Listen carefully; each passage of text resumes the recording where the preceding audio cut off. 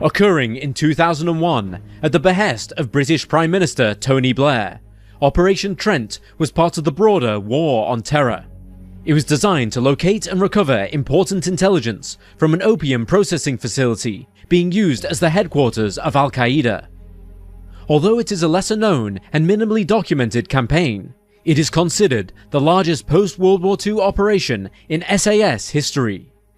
Welcome to Wars of the World.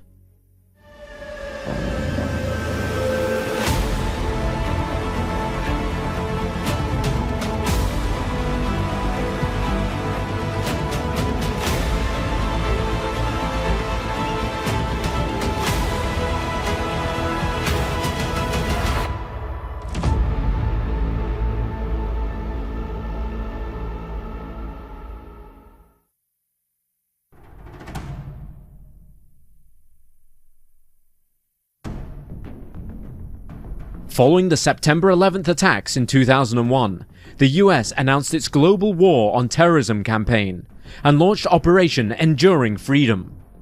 One of the main goals of such a plan was to find and destroy the terrorists responsible for the 9/11 attack. US officials soon determined that those very terrorists were hiding in Afghanistan, which led to a military invasion on October 7th of that year, along with a bombardment of airstrikes. Supported by the UK, the US also sought to remove the Taliban from power. Described at its base level as a political and militant movement, the Taliban is an ideology made up of Pashtun nationalism and elements of Islamic fundamentalism.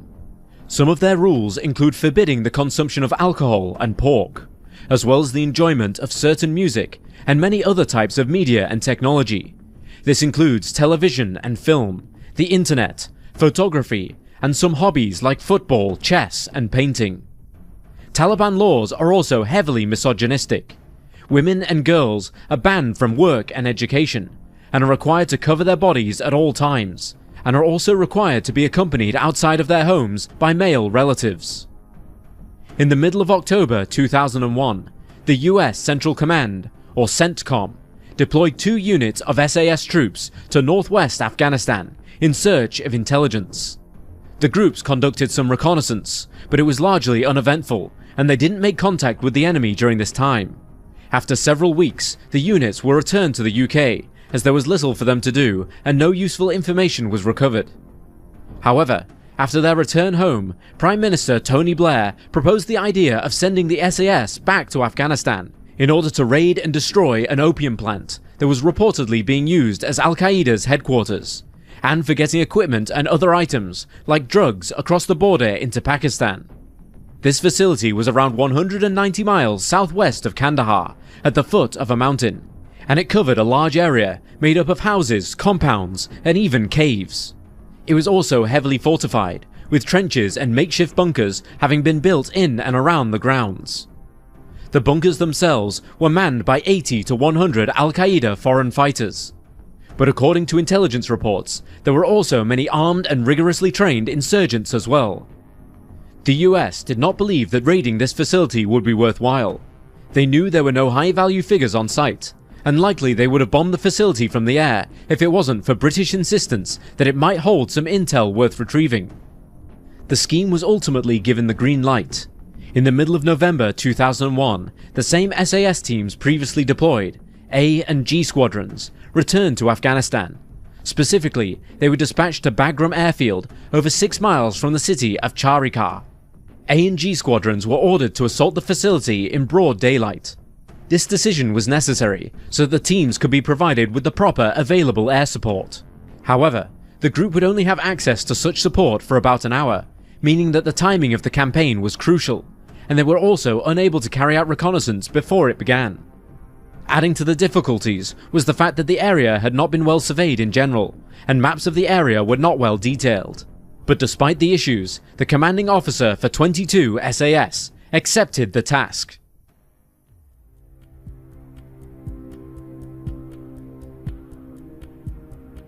Somewhere between 100 and 140 men participated in Operation Trent, and the campaign's exact starting date is unknown. Sometime in mid to late November, G Squadron's air troop participated in a nighttime high-altitude jump. Specialty helmets with oxygen cylinders attached allowed them to survive during the difficult descent, until they reached a lower altitude and were able to open their parachutes. Upon reaching the ground, they found themselves in sub-zero temperatures in an empty slice of land of the Registan Desert. Here they planned to test the area's suitability as an improvised airstrip for landing, which the main units would then use. After confirming its suitability, another 17 hours would pass before the main troops disembarked. The aircraft had barely touched down before soldiers in around 40 heavily armed Land Rovers, along with motorbikes and ACMAT trucks, emerged from the ramps. One of the Land Rovers, having an engine problem, was subsequently abandoned, leaving behind a 3-man crew to guard it, while the remainder of the units moved onwards towards the facility.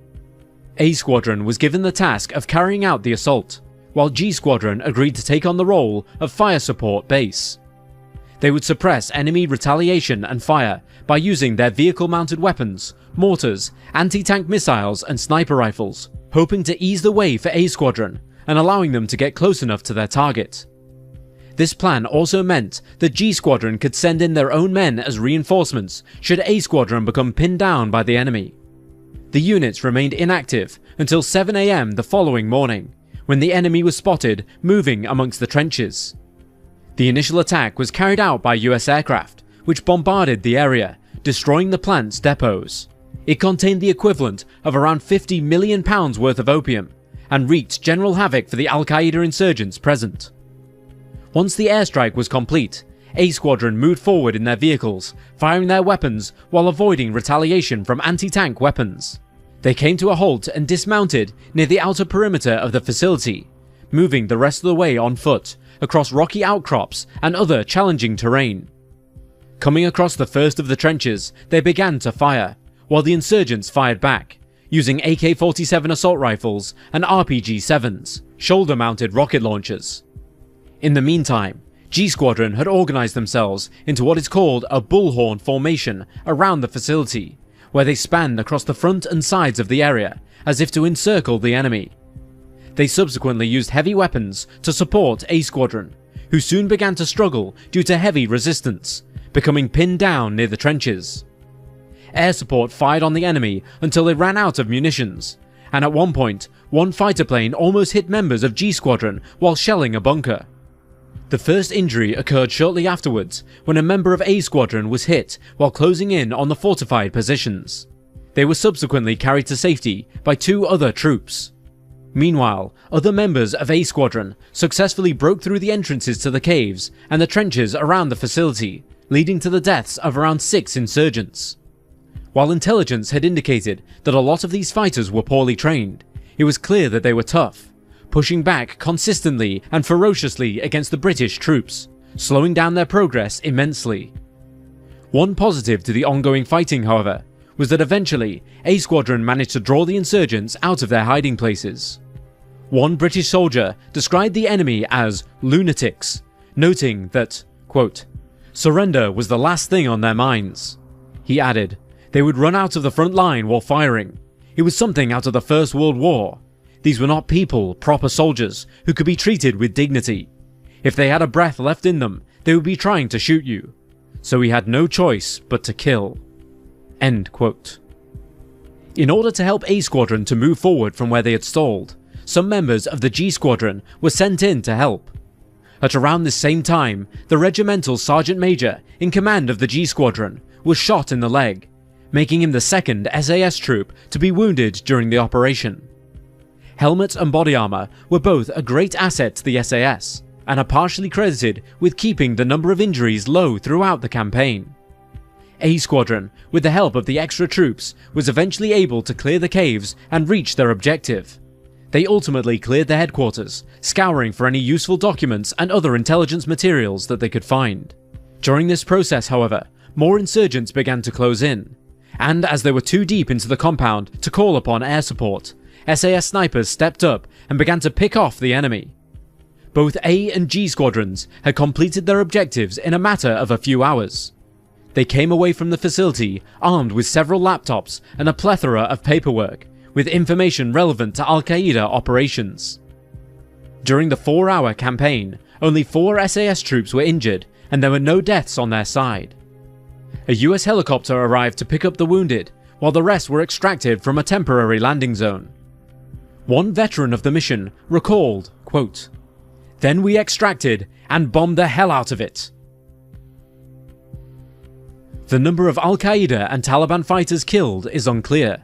Lower estimates put the figure at just 18, while other sources claim as many as 73 insurgents lost their lives. Dozens more were either wounded or captured, but no high-ups were detained, killed, or harmed during the operation. By December 18th, 2001, both SAS squadrons had returned to the UK, where several members received accolades, including being given the Military Cross and the Distinguished Service Order. Notably, despite the success of the mission and the praise given to the SAS squadrons who carried out the task, the strategic importance of this facility has never been fully explained. Musa Qala in late 2007 was a town shaped by years of conflict. Its streets showed signs of repeated fighting, damaged buildings, craters from explosions, and checkpoints manned by Afghan soldiers. The people who live there faced daily uncertainty, caught between the Taliban insurgents and coalition forces trying to establish control. The town's importance went beyond its size. Situated in Helmand province, Musa Qala controlled key routes through one of Afghanistan's most volatile regions. For NATO and Afghan government forces, holding this town was crucial to disrupting insurgent operations and securing a wider area. For the Taliban, it was a symbol of resistance and a base from which they could project their power and control their growing opium empire. Both sides understood the stakes. Control of Musa Qala would influence not just military operations, but also local governance, security, and the future of the surrounding communities. The situation was tense, with an uneasy calm masking the likelihood of renewed violence. In the coming days, a major offensive will be launched to retake the town from Taliban control. This battle would test the capabilities of Afghan forces and coalition troops alike, while highlighting the wider challenges of the war in southern Afghanistan. Musa Qala was not just another place on the Afghan map. It was a focal point in a conflict defined by complex politics, shifting alliances, and the struggle for influence in a region caught between competing forces. Welcome to Wars of the World.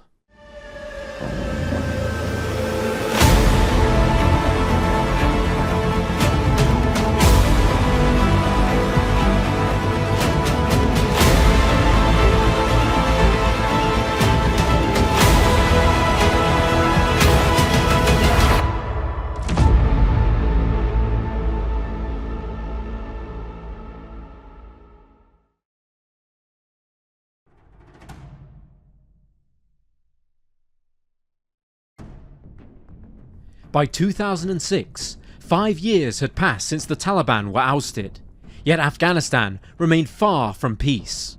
The mission for the NATO-led ISAF, the International Security Assistance Force, had entered its pivotal Stage 3, expanding south in July 2006 to include Helmand, Kandahar, Uruzgan, and 3 other provinces. The aim was to extend government control and to rebuild infrastructure. But the alliance lacked the numbers for a sustained campaign. ISAF forces doubled from around 10,000 to over 20,000, yet still felt overstretched in Helmand's dust-choked villages. Within this framework, the UK deployed Task Force Helmand in summer 2006, centred on the 16th Air Assault Brigade with around 3,300 troops. Initial plans emphasised reconstruction and governance. Defence Secretary John Reid once remarked, quote, "We would be perfectly happy to leave in 3 years and without firing one shot, because our job is to protect the reconstruction." End quote. Yet reality swiftly diverged. Taliban resistance grew fierce, with the emergent platoon house strategy entrenching small, vulnerable outposts in district centres like Sangin, Nowzad, and critically, Musa Qala. Musa Qala, located along the Helmand River, wasn't simply important for its location. It was a lifeline for the region's most lucrative industry, opium. Helmand province produced more than half of all Afghan opium by 2008, with estimates showing an increase of 66% over national output. The district town served as a critical nexus, acting as one of the country's main collection, processing and distribution points.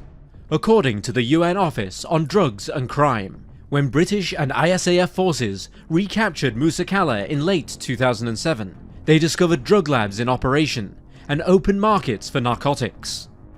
This narcotics activity wasn't isolated either. It was fused into the Taliban's financial model. Across Helmand, Taliban commanders broke the long-standing ban on opium, then imposed a levy on its cultivation and trafficking, effectively funding their insurgency with drug money. With the Taliban offering protection, poppy cultivation in Musa Qala reportedly surged by over 660% between 2005 and 2008, a reflection of both the lucrative opportunity and the erosion of central government control. The importance of Musa Qala extended beyond its narcotics, however. At the crossroads between the Bagran and Sangin valleys, the town controlled essential trade and movement routes. Its bazaar drew villagers from surrounding areas, and while the district centre itself held only a few thousand residents, its sphere of influence spanned tens of thousands. For NATO, this meant that controlling this centre equated to projecting power across an expansive rural catchment, critical for military operations and political legitimacy on both sides of the conflict. On June 14, 2006, the thinly stretched British Pathfinder platoon, only about 25 reconnaissance specialists, was dispatched to garrison Musa Qala. Almost immediately, they came under sustained attack, pinned down and dependent on helicopter resupply under enemy fire. Chinooks and Apaches became frequent visitors, often arriving under RPG and machine gun assault to rescue casualties or to reinforce positions. General David Richards, the ISAF commander at the time, noted the situation. Quote, "The immediate vicinities of the platoon houses became areas where the average civilian with any sense left, and his home was destroyed." End quote. Beyond the military threat, relations with local elders were uneasy. Authority in Helmand was deeply tribal, and many British fears centred around Governor Akhundzada, later replaced by Dawood, whose engineering background didn't command grassroots confidence. These tensions compounded physical danger, alienated the tribal elders, and limited ISAF's access to intelligence and resources. By late summer 2006, casualty figures underlined the tenuous situation. Some 31 British soldiers had fallen in Helmand alone up to September, many in Musa Qala and Sangin. Faced with mounting losses and isolated garrisons, commanders began exploring unconventional approaches. Whispers of open negotiations with tribal leaders were circulating, hinting at a local ceasefire as a potential alternative to full-scale withdrawal.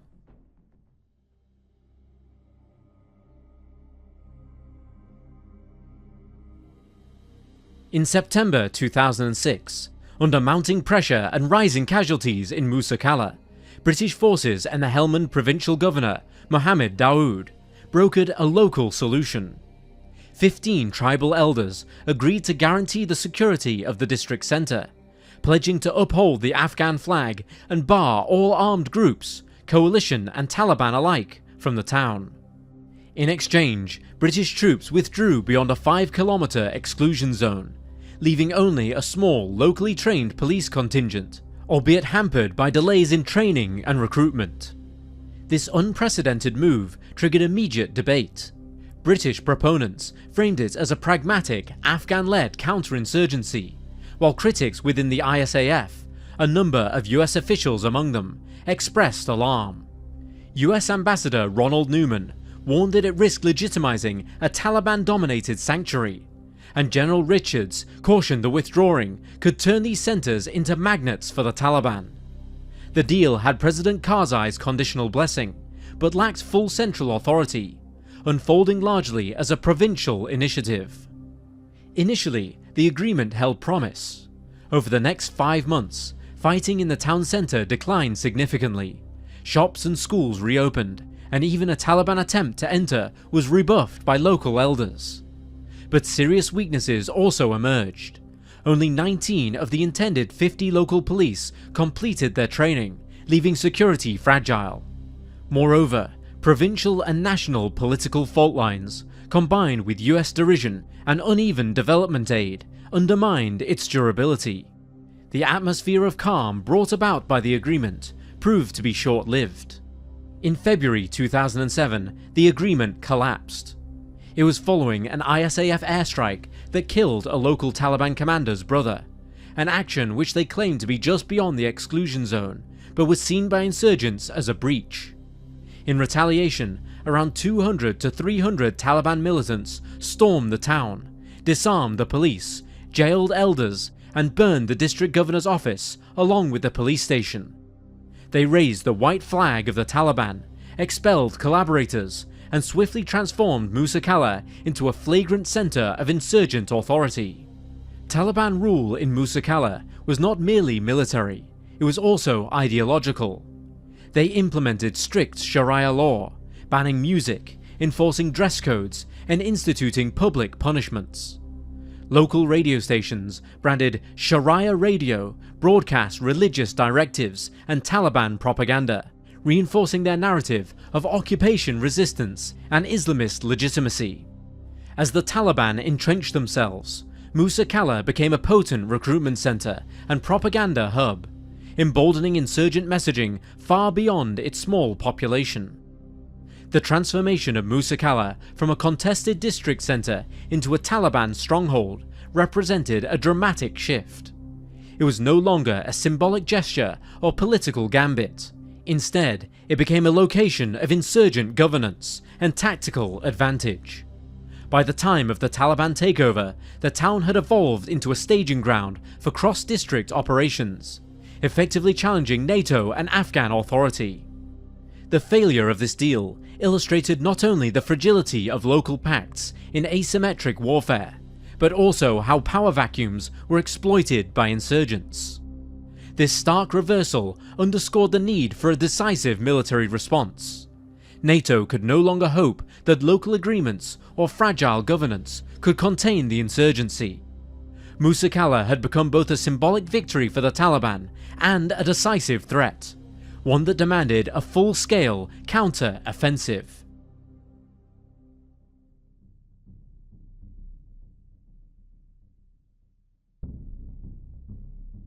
By late November 2007, after nearly a year as a Taliban-held stronghold, Musa Qala had become both a political embarrassment and a strategic necessity for ISAF. It was at this critical juncture that Operation Snakebite, also referred to as Mar Karadad in Pashto, was greenlit by senior Allied commanders, including US General Dan K. McNeill. The operation, planned under the command of UK-led 52nd Infantry Brigade, marked a pivotal shift. The Afghan National Army, or ANA, would lead the assault, with ISAF forces in support, an international effort to demonstrate growing Afghan self-reliance.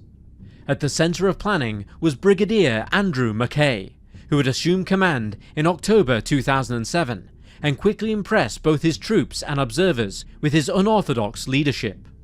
When the initial attack was approved, codenamed Operation Mar, meaning snake, he reportedly walked nearly a mile through no man's land to command from the front on Roshan Hill, accompanied by only a small team, earning him reputations for courage and direct engagement.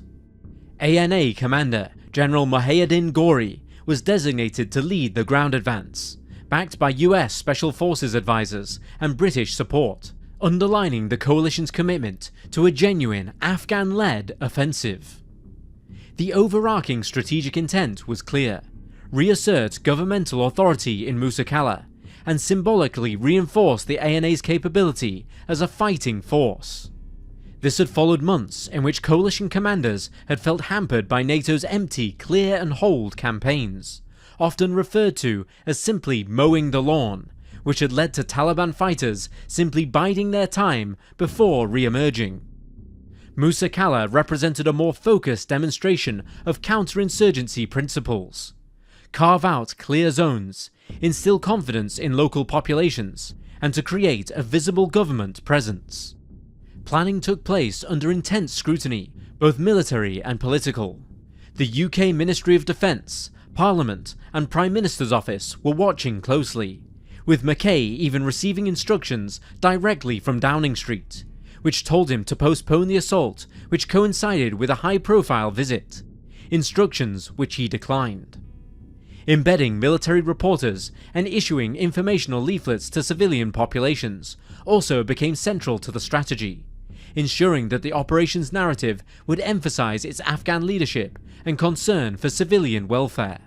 Yet the groundwork laid in the field was what truly defined the operation.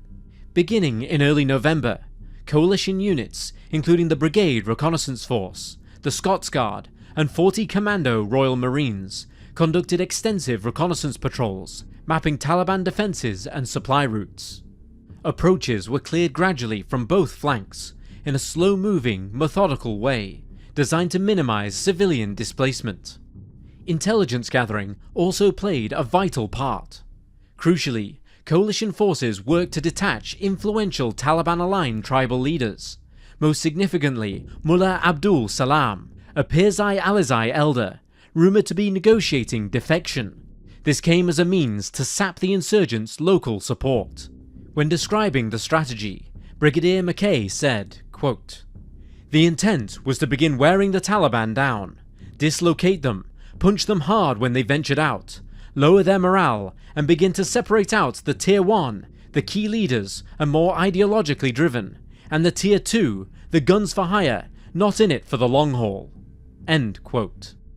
The planners were acutely aware of several factors which made this situation particularly dangerous. Firstly was the terrain and IEDs. Musa Kala lay at the centre of rugged, maze-like farmland, crisscrossed by irrigation canals, which made this area ideal for ambushes. Taliban had emplaced extensive minefields and IEDs, with early phase casualties including Sergeant Lee Johnson, who was killed by a roadside mine. Alongside this was the urban defence. The town itself was heavily fortified. Taliban combatants had turned homes and mosques into firing positions and created a roughly 500-metre buffer zone around coalition outposts. Another factor to consider was the civilian presence. With hundreds of villagers still in the area, planners coordinated leaflet drops and offered evacuation routes to reduce risks, recalling lessons of past kill zones in Nowzad and Sangin, where population flight destabilized recaptured zones. Despite these risks, the political imperative was strong. The success of Operation Snakebite would validate the ANA, vindicate British command strategies, and deliver a rare symbolic victory that might shift narrative momentum after years of incremental gains. Failure, on the other hand, would once again highlight the vulnerabilities of Helmand's counterinsurgency model and risk providing fresh propaganda fuel to these insurgents hostile to foreign intervention.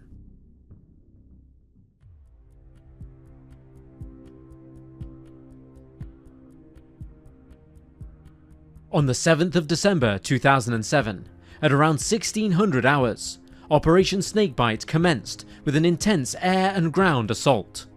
US Army infantry from the 82nd Airborne Division were airdropped from 19 helicopters, including Chinooks and Blackhawks, to the north of Musa Kala. Supported by Apache gunships, they aimed to seize the strategic Roshan Hill. As darkness fell, American paratroopers breached Taliban trench lines and consolidated defensive positions ready for the main attack. Simultaneously, Afghan National Army units, backed by British forces, advanced from the south, west and east. Brigadier General Gul Akar Naibi later described the air and ground pincer as having Musa Kala encircled, designed to leave the Taliban with no easy escape. According to The Guardian, roughly 4,500 NATO and Afghan troops faced off against an estimated 2,000 Taliban defenders. US airstrikes reportedly eliminated 12 insurgents, including a Taliban commander, with Taliban spokesman Kari Yusuf Ahmadi later confirming that they had withdrawn to avoid civilian harm, stating their retreat followed, quote, massive bombardment, end quote. Heavy resistance ensued, particularly from fortified homes and mosques, with Taliban utilizing civilian areas for tactical advantage. IEDs and mines posed a constant threat, with US soldier Corporal Tanner J. O'Leary being killed on December 9th by an IED.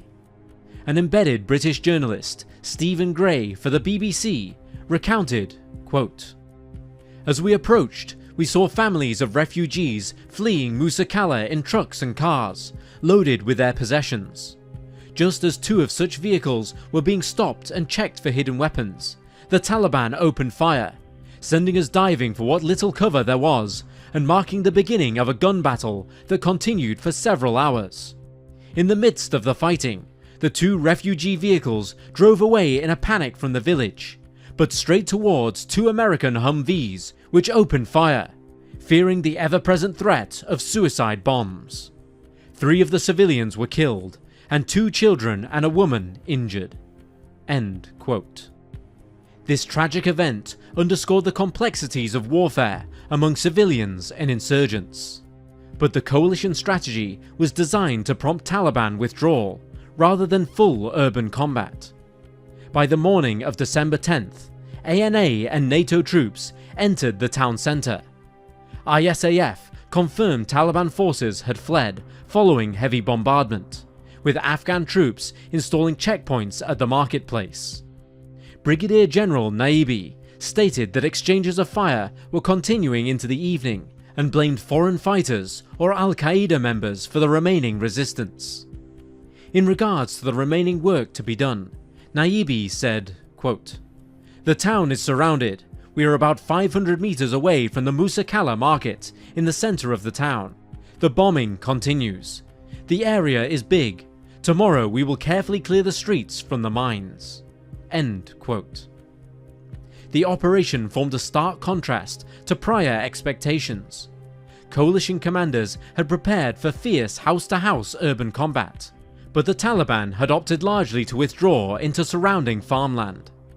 This influenced certain outcomes.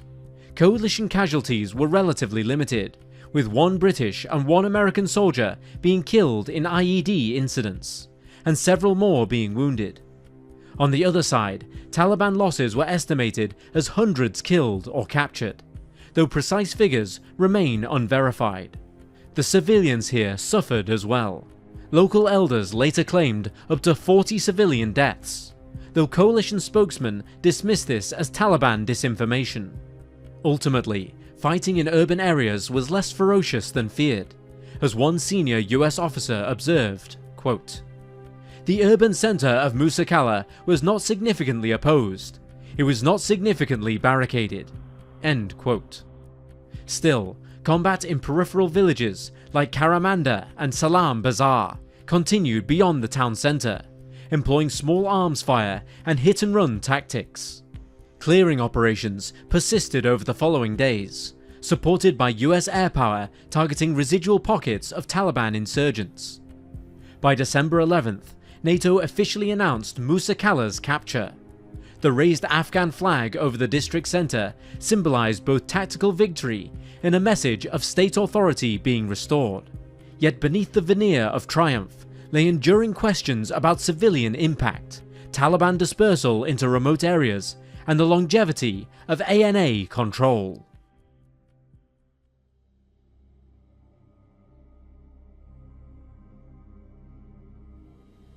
With the Taliban driven from Musa Qala in December 2007, Afghan government forces swiftly moved to re-establish a visible presence, with the Afghan flag now restored over the district centre's town hall.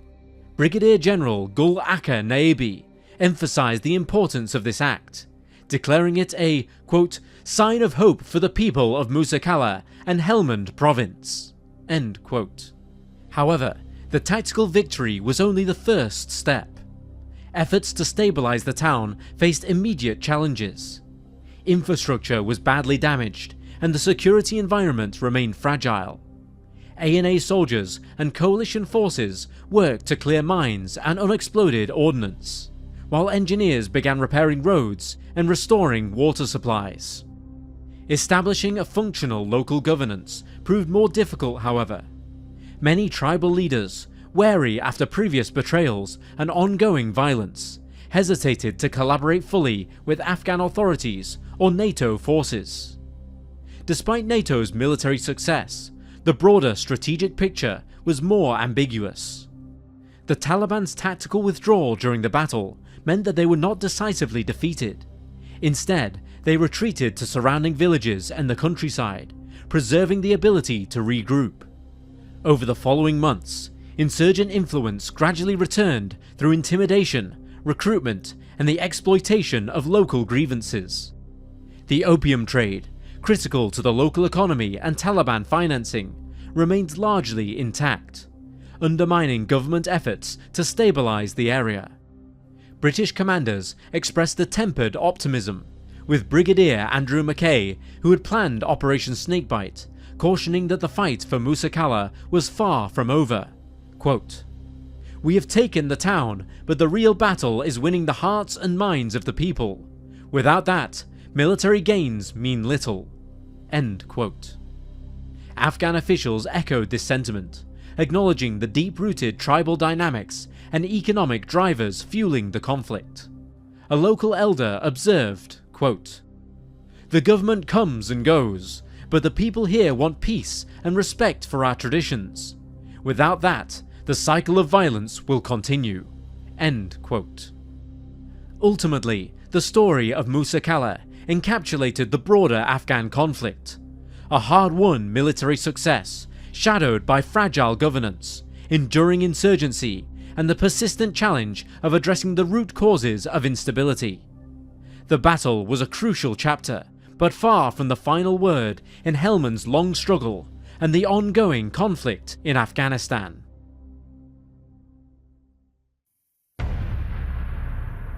The 13th of July 2008.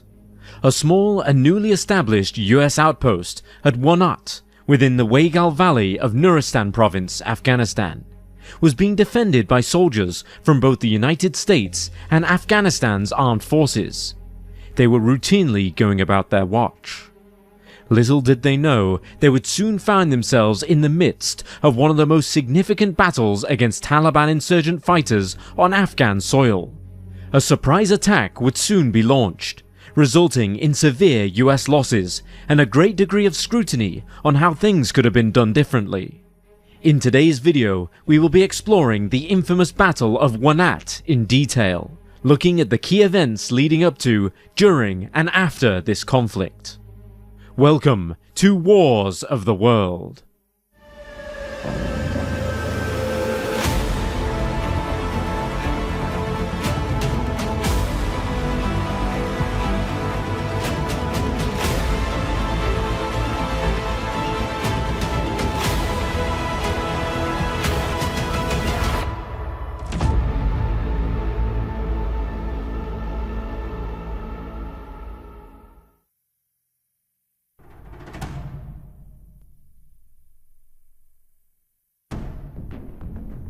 The remote base targeted by the Taliban in July of 2008 was not a large or significant one. It existed primarily as an observation post, keeping a close watch on any Taliban activity in the Waigal district of Afghanistan. Situated close to the Pakistan border, they could disrupt any supplies that would be travelling through to Taliban fighters from the federally administered tribal areas of Pakistan, and they would frequently patrol the area in search of potential threats. Moreover, at the time of the attack, this base had only been established for a few days. Much of the terrain surrounding the base consisted of farmland and mountains, and while visibility was good, it was situated essentially in the middle of nowhere. The closest camp was roughly 5 miles away, the US Camp Blessing. 48 United States soldiers were stationed at the newly set up base at the time of the attack. They were primarily with the 2nd Platoon Chosen Company, 2nd Battalion, 503rd Infantry Regiment, 173rd Airborne Brigade Combat Team. Accompanying them were 24 Afghan soldiers that assisted the US forces with patrolling the area. Despite the remote location of the base, combat was common in the surrounding area, and in the weeks and days running up to the Battle of Wanat, a series of events at nearby sites set the stage for soldiers to be on high alert in the region. It was these events that would lead them to set up the base at Wanat. On the 4th of July 2008, reports came in that the nearby forward observation base, Bella, was being targeted by small arms fire throughout the course of a relocation procedure that spanned for several days. During the relocation, which saw soldiers at Bella relocated to the new site at Wanat, the FOB was vulnerable, and the reports turned out to be true. Taliban forces had attacked, attempting to block a 19th Engineer Battalion squad that was waiting to be relocated. This resulted in a series of brief attacks by the Taliban, but US forces were prepared. Private First Class Jason Vales, Randall Durry, and Todd Weil, along with Staff Sergeant Todd Barfield and Specialist Benjamin Bond, were able to deter the Taliban from the base over the course of a few short skirmishes. Artillery fire from the nearby Camp Blessing helped them repel the attackers, but this wasn't the end for the US soldiers on guard. Intelligence was received that Taliban forces would attempt to overrun the camp from within, but thankfully this did not occur. This preliminary attack on the nearby FOB Bella was believed to be a retaliation in response to an incident earlier that day, when a US Army helicopter had attacked a series of Taliban vehicles and what they claimed was an act of defense, as the fighters reportedly opened fire. The helicopter's fire would leave 17 people dead, one of which was reported to have been a Taliban commander. These events caused the US Army to establish and reinforce the base at Wanat over the coming days, which would theoretically disrupt Taliban activity in the area significantly. Their goal was to create a base that could serve as a means of intercepting resources bound for Taliban forces near the Pakistan border. Unfortunately, as we will soon see, this did not go to plan. On the 8th of July, the Wanat base will be reinforced with a platoon of soldiers from the 2nd Battalion, 503rd Infantry Regiment, 173rd Airborne Brigade Combat Team. They initially established the basic vehicle patrol base Kala, as well as a nearby observation base to track any enemy activity in the region. Camp Blessing would soon send 5 M1114 armoured Humvees to the base at Wanat. 3 of these would transport the infantry's rifle squads. One was designed for platoon headquarters, and the other contained a BGM-71 TOW anti-tank missile squad to reinforce the base. The Humvees themselves were also reinforced with weaponry. 2 of them were loaded with 50 caliber machine guns, while the other 2 carried MK-19 40mm automatic grenade launchers. With the initial firepower in place, the soldiers got to work establishing the site that would, theoretically, be supported by a new US Army unit within 2 weeks' time. The base sat in the middle of a large field, with buildings on 2 sides belonging to the nearby settlement of Wanat.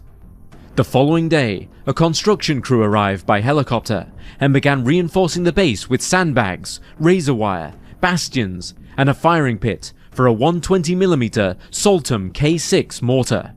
However, problems occurred from the start.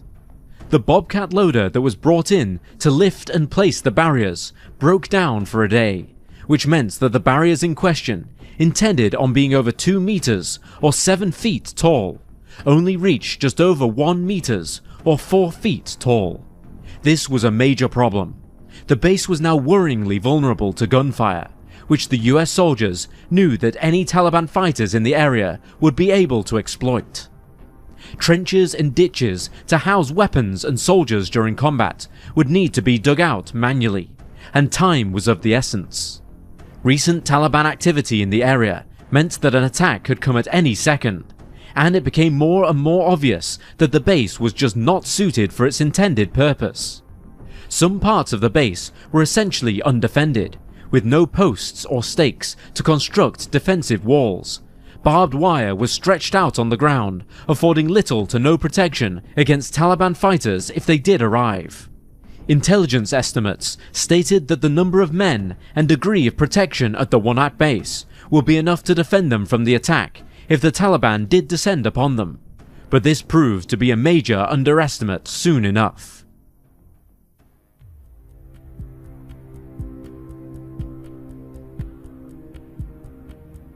Concerning warning signs were reported from within the Wanat base on the day of the attack, the 13th of July 2008.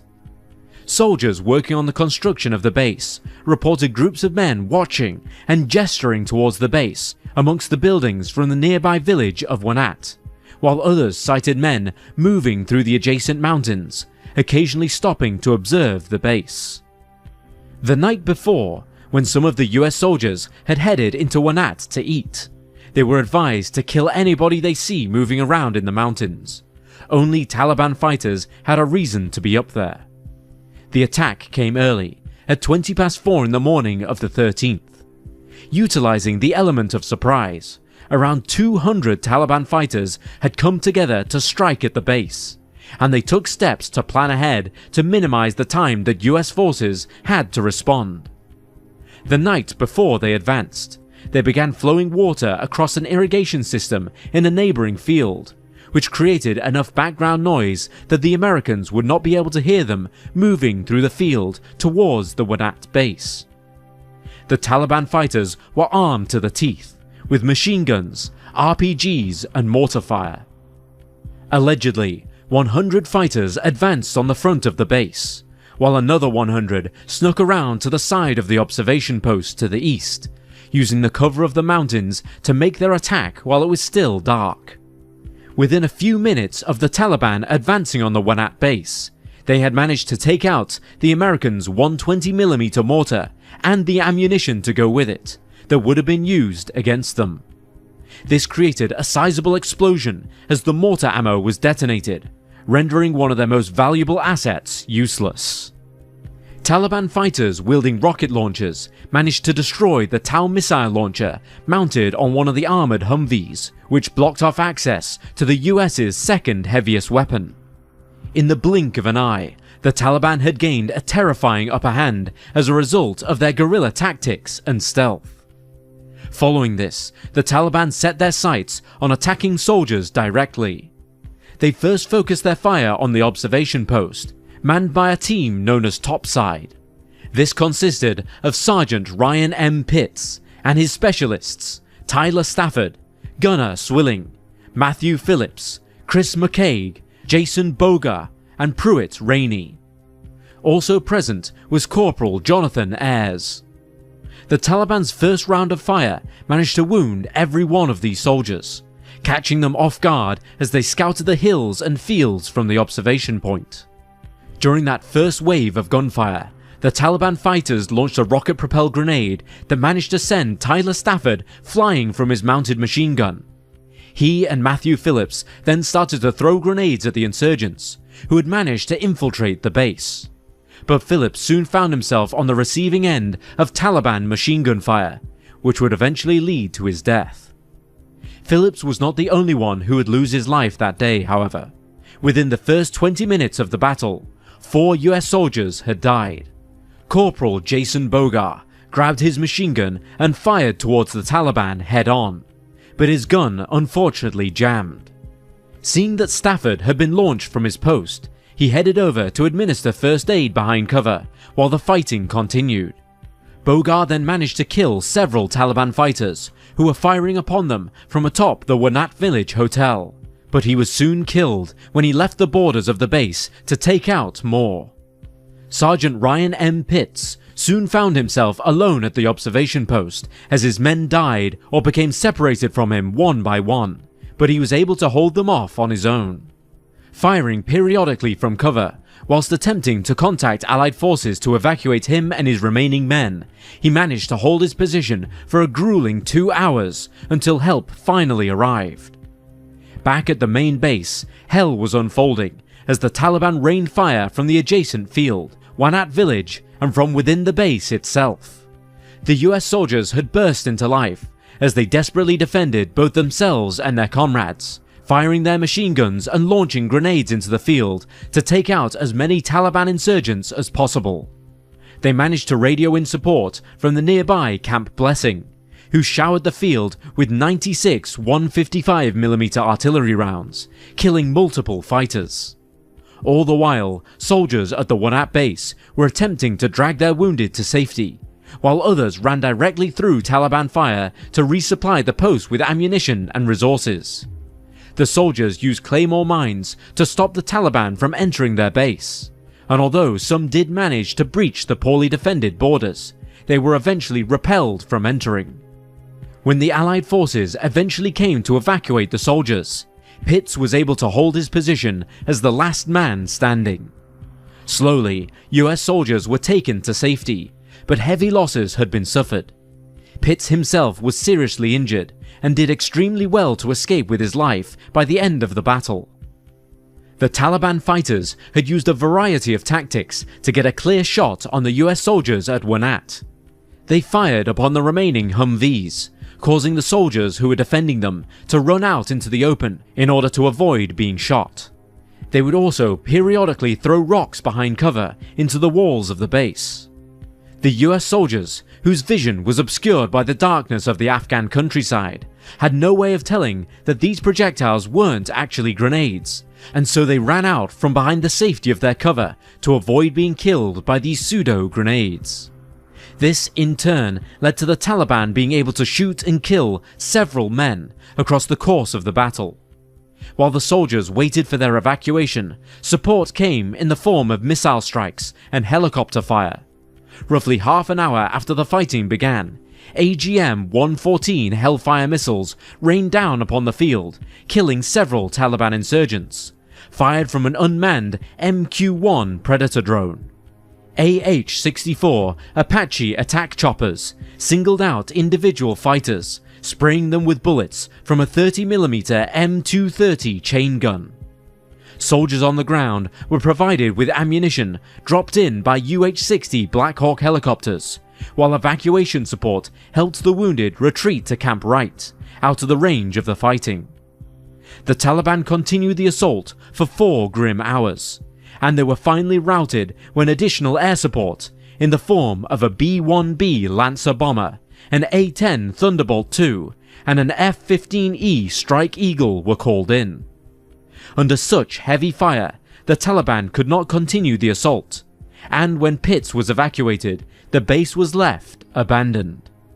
Further operations would see US forces sweep their way into Wanat, the mountains, and the neighbouring towns where Taliban forces had fled after the Battle of Wanat. It became impossible for the insurgents to maintain their position with such heavy presence of US firepower, and so they withdrew from Wanat and the surrounding areas following the harrowing night of fighting.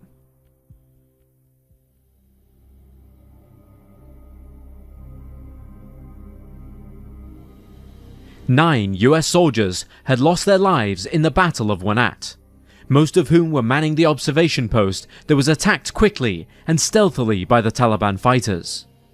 Those who died were the following: Specialist Sergio S. Abad, Corporal Jonathan R. Ayers, Corporal Jason M. Bogar, Sergeant Israel Garcia, Corporal Jason D. Hoverter, Corporal Matthew B. Phillips, Corporal Pruitt A. Rainey, Corporal Gunnar W. Zwilling, and First Lieutenant Jonathan Brostrom. The soldiers would later report that between 21 and 65 of the theorized 200 Taliban insurgents who had assaulted the base were killed in the fighting. When subsequent authorities reached the site, however, they found only the bodies of 2 Taliban fighters in the immediate proximity of the base. In the aftermath of the battle, an unnamed Afghan Defense Ministry official, in an interview with Al Jazeera, had said that between 400 and 500 Taliban fighters had been part of the attack that day. The Battle of Wanat was the bloodiest for US forces since the Battle of Abbas Ghar, or Operation Red Wings, 3 years prior. The reason that such a large number of Taliban forces were thought to be able to attack the base was due to Taliban sympathizers amongst the Waghal region, following a series of civilian casualties in the previous weeks and months. The lack of supplies and defense structures at the Wanat base also allowed the Taliban to set their sights on a higher number of US soldiers than usual. Soon after the Battle of Wanat, US Army commanders of coalition troops in Afghanistan would opt to abandon the Wanat patrol base. 3 days later, there were no permanent American forces left in Wanat at all, but they continued to send patrols to the region to help prevent such conflicts from taking place again. 1 month later, on the 13th of August, a US Army investigation into the events of the battle was undertaken, and this was made public in the following November. The investigation discovered that Taliban forces were being assisted by local Afghan authorities, such as district leaders and local police. Weapon and ammunition stocks, much larger than necessary for the village's 20-strong police force, were unearthed in the barracks. And what's more is that these weapons seem to have been very recently used. The investigation also brought to light potential intelligence that the US Army should have expected an oncoming assault before it had happened. Ultimately, however, the investigation deemed that the base commanders in Wanat should not have expected any form of assault, despite the fact that there were reports of Taliban forces amassing in the surrounding hills for weeks prior to the battle. In 2009, Colonel Charles Praisler, Lieutenant Colonel William Osland, and Captain Meyer were issued letters of reprimand off the back of the poorly planned construction work that would see Taliban fighters gain better access to the base. A later investigation by a US Marine Corps Lieutenant General, Richard F. Natonsky, would relieve these officers of their blame, stating that they were, quote, neither negligent nor derelict in the performance of their duties, exercising a degree of care that a reasonably prudent person would have exercised under the same or similar circumstance. End quote. Meyer was later awarded a Silver Star Medal, the third highest military decoration for combat, for his role during the battle.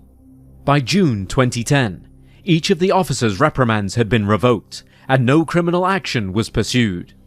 However, this did not sit well with the family members of the soldiers that had been killed in action at Wanat. Letters were written to the Secretary of the US Army asking that Natonsky's investigation should be reopened and that the officers' reprimands should be reinstated. Several senators signed the letter in support, but no further action was taken. An official historical account of the Battle of Wanat was published by the CSI in November 2010, and it blames the high death toll on the uncertainty of war, mistakes made by inexperienced military officers, a lack of intelligence, and a lack of knowledge about the complexities of the Wanat region's political situation. On the 21st of July 2014, Ryan M. Pitts was awarded with the Medal of Honor, the highest military decoration in the United States, for his actions in defending his comrades and holding his position while evacuation support was carried out at the Battle of Wanat. He had been medically discharged from the US military in 2009 and lives to tell the terrifying tale of the Battle of Wanat today. The Battle of Wanat serves as an unsettling reminder that the tides can turn in mere minutes on the battlefield, even with the advanced technology of modern warfare in the 21st century. It must have been a truly horrifying experience to go from 0 to 100 in a mere instant, as gunfire and explosions unfold around you in an isolated field in Afghanistan. But the actions of Pitts and his comrades ensured that the Taliban soon withdrew from Wanat. Through his brave defense of the base, Pitts saw that no further life was lost that day.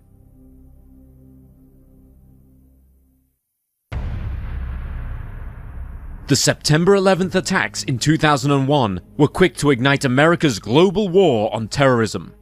The main goal of this new conflict was to locate and destroy the terrorists responsible for the 9/11 attack, with the US leadership soon determining that the very group they were looking for was residing in Afghanistan. Over the years, Afghanistan had witnessed the rise of the Taliban, an extremist militant movement that had taken over the country with the help of Al-Qaeda.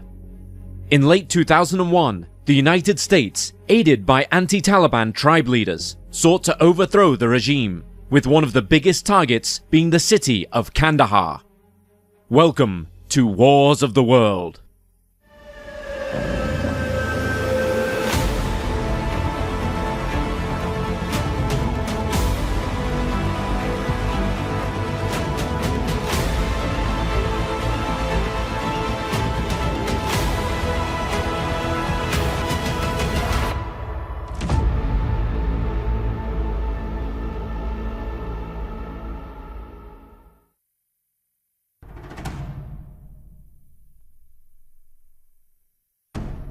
In the decades before 9/11, Afghanistan was ravaged by war and poverty. Though the country was economically poor, it wasn't until the late 1970s, following its invasion by the Soviet Union, that things changed drastically for the worse. Between 1979 and 1989, the Soviets occupied the country, despite being met with heavy resistance by the Afghan Mujahideen, Islamist militant groups who resented the invasion and were united by their belief that the country should be run based on Islamic teachings. These rebel forces were supplied with arms and even trained by the likes of Pakistan, the United States, the United Kingdom, Iran, and China. But despite their eventual win, the damage had been done. Afghanistan was left in disarray, destroying what little economic and political structures had once been in place. Adding to the turmoil was that the 9-year conflict had led to as many as 3 million civilian deaths and saw a further 3 million civilians wounded, as well as leaving over 5 million people without homes. Following the departure of the Soviets, Afghanistan's 5th president, Mohammad Najibullah Ahmadzai, remained in power but ultimately resigned in April 1992. Not long after the Mujahideen rebel forces took over the city of Kabul, and he was murdered 4 years later in 1996. Over the next few years, Afghanistan was thrown into anarchy.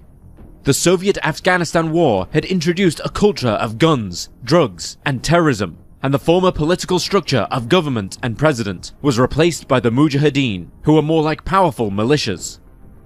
Though the Mujahideen had once been united, they were reported to be politically fragmented, which led to disagreements over what next steps should be taken. Civil war thrived in the 1990s, and eventually the Taliban emerged, seizing control of the country in 1996 and establishing the Islamic Emirate of Afghanistan. They subsequently implemented laws that followed strict interpretations of Islamic law, including forbidding women to access education and severing the limbs of people who carried out petty crimes. That same year, Osama bin Laden arrived in Afghanistan and established a base for Al-Qaeda. With their help, the Taliban took over the vast majority of the country, though pockets of resistance remained to the northeast of Kabul and in the northwest of Afghanistan. Afghanistan was thrown into the spotlight by Western media and by the United States government following the September 11th attacks. The 2001 assault saw the hijacking of 4 US jetliners that were then crashed into several prominent buildings, including the Pentagon and the World Trade Center. Al-Qaeda was soon found to be the terrorist organization responsible for the attack, while some of the 19 men involved had been trained in Afghanistan. On October 7, 2001, in response to 9/11, US President George W. Bush announced that airstrikes against Al-Qaeda and the Taliban in Afghanistan had begun, as part of the global war on terrorism. The official name for the Afghanistan war used by the US government was Operation Enduring Freedom, and its aims included destroying terrorist training camps and infrastructure within the country, apprehension of terrorist leaders, and putting a stop to all terrorist activities. Initially, the US had demanded that they be handed over Al-Qaeda and Taliban leaders, including Taliban leader Mullah Mohammed Omar, but this demand was refused, and thus the United States government began to make their plans of retaliation.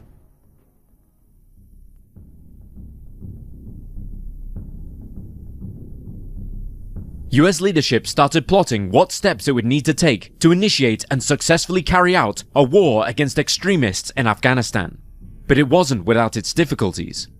Afghanistan was a vast country, filled with mountains, deserts, and remote valleys, and establishing where and how to attack took some time, especially because they knew that the Soviets had been impeded by the difficult terrain and the weather conditions when they had invaded in the late 1970s. At the end of September 2001, a CIA team dubbed Jawbreaker arrived in the country and started working with anti-Taliban allies in order to establish a plan on how to overthrow the regime. The Northern Alliance became a useful ally to the US, as did the group of anti-Taliban Pashtuns residing in the southern part of the country. United States and British Special Forces soon provided equipment and training to their new Afghan allies, and the first attack on the Taliban was launched on October 7, 2001. During this assault, US Air Force bombers and US Navy attack bombers were sent to attack Taliban military and communications facilities, as well as what was believed to be several of their training camps. The city of Kandahar was also bombed during this operation, as it was home to numerous Taliban strongholds, as well as the residences of non-Afghans who were working with the regime. The US also hoped to strike Taliban leader Mullah Omar, though the overall aim of the bombardment was to neutralize the Taliban's air defense, something that the US leadership believed that they had achieved by the end of the assault. On October 19th, the area around Kandahar was raided during Operation Rhino, a joint Special Operations Command assault carried out by several Special Operations units, including the 75th Ranger Regiment. The goal of Operation Rhino was to secure an airfield which would later be dubbed Camp Rhino, located about 100 miles southwest of Kandahar, as seizing this area would allow the United States to support a separate air raid to be carried out on the nearby home of Mullah Omar. The airfield consisted of a 6,400-foot paved runway, which had been built on top of a dry lake bed. There was no running water and just a few buildings, as it had originally been intended as a hunting camp for the now President of the United Arab Emirates, Mohammed bin Zayed. But intelligence around the time of the assault in 2001 suggested that it was likely not being used. General Tommy Franks of the United States Central Command later stated that another benefit of the operation would be that the United States could show the Taliban that it could carry out a surprise attack in the heartland of the regime's territory. It would also draw attention from the towns seized by the Northern Alliance. Before ground troops were deployed, several targets around the airfield were struck by US Air Forces, with reports claiming that around 11 Taliban fighters were killed, and several fled the area at the time. Following this, ground troops were dispatched, with one group of Rangers securing the area and establishing strategic defensive positions. Overall, the US teams were met with very little resistance, and no casualties occurred. The mission was wrapped up in less than 5.5 hours, and in the following days, a camp was set up around the airstrip and given to a US Marine unit.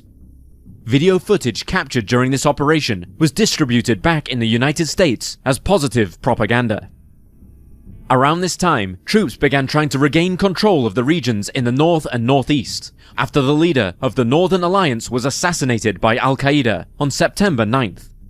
The US began looking for successors, eventually establishing Generals Fahim Khan and Bismillah Khan as the new leaders of the Northern Alliance. Following the capture of Camp Rhino, US soldiers were able to get a good look at the stalemate that the Northern Alliance had been engaged in with the Taliban for years, long before the US had invaded. The Northern Alliance had control of an old Soviet airbase on the Shamalai Plains, which the Taliban could not get to due to minefields. But the burden of the situation was eased when the US called in airstrikes against the enemy. This barrage lasted several weeks, killing hundreds of Taliban fighters, disrupting their support, and significantly damaging their command. The Northern Alliance subsequently launched an attack on November 13th, which eventually led them to take Kabul within a single day without incident. The recapturing of the city forced the Taliban and Al-Qaeda members to move towards Kandahar in the south. Throughout the month of November, further posts were abandoned by the Taliban, who often opted to flee towards Kandahar. Attempts to take back the city of Mazar-e-Sharif from Taliban control also began on October 17th, though battle for the city did not occur until November. In the days leading up to it, Northern Alliance troops moved towards the city, severing phone lines, while on November 2nd, Green Berets, as well as several members of CIA's Team Bravo, arrived at the Dari Abalk Valley in order to support General Mohammed Atta Nur of the Northern Alliance and his men. Over the following days, several villages were seized from Taliban control. Shortly afterwards, the US began dropping propaganda into the city of Mazar-e-Sharif by way of leaflets and listing radio frequencies where civilians could listen to the US version of events. Special Forces subsequently set up laser designators around the city, highlighting targets to be struck by guided munitions. On November 7th and 8th, in preparation for the Battle of Mazar-e-Sharif, American bombers struck Taliban defenders who had been grouped at Cheshma-e-Shafa at the south end of the city, and those at the Hajigak Pass. A former Taliban commander named Molvi Abdul Akhundzada would later recall the grisly scene, quote, "When the bombing started, I was commanding some 400 fighters on the front lines near Mazar-e-Sharif. The bombs cut down our men like a reaper harvesting wheat. Bodies were dismembered. Dazed fighters were bleeding from their ears and nose from the bomb's concussions. We couldn't bury the dead. Our reinforcements died in their trenches." End quote. On November 9th, the fight for Mazar-e-Sharif finally began, kicking off when members of the CIA called in airstrikes against the Taliban at Tangi Pass, leading from Balkh Valley to the city. In retaliation for the overhead bombardment, the Taliban launched rockets from a BM-21 Grad, a multiple rocket launcher left over from the Soviet invasion. Meanwhile, the Northern Alliance began their own attack, mounting horses or driving pickup trucks to do so. In the following hours, those same forces moved to capture both the city's main military base and its airport. Within the city, they met with light resistance, and because many of the control centers outside of the villages had been struck, the Taliban began to flee, moving towards Kunduz to recover and strategize. During the fight for the city, between 400 and 600 people died, although it's unclear how many were civilians and how many were the Taliban. Around 1,500 Taliban defected or were captured. Although Taliban forces were gone, the battle wasn't over, because hundreds of Pakistani volunteers had turned up at the city in the following days, rallied and recruited by Sufi Muhammad, a Sunni Islamist responsible for the creation of a militant group that sought to implement Sharia law in Pakistan.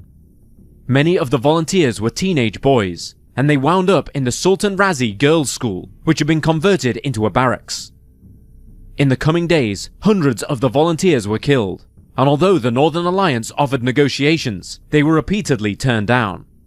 After the injuries of civilians and the murders of several peace envoys at the hands of the volunteers, members of the Northern Alliance started to return fire, and the ensuing gun battle rattled through the city for hours. Later, scribblings on the wall such as "Never Surrender" and "Die for Pakistan" were discovered.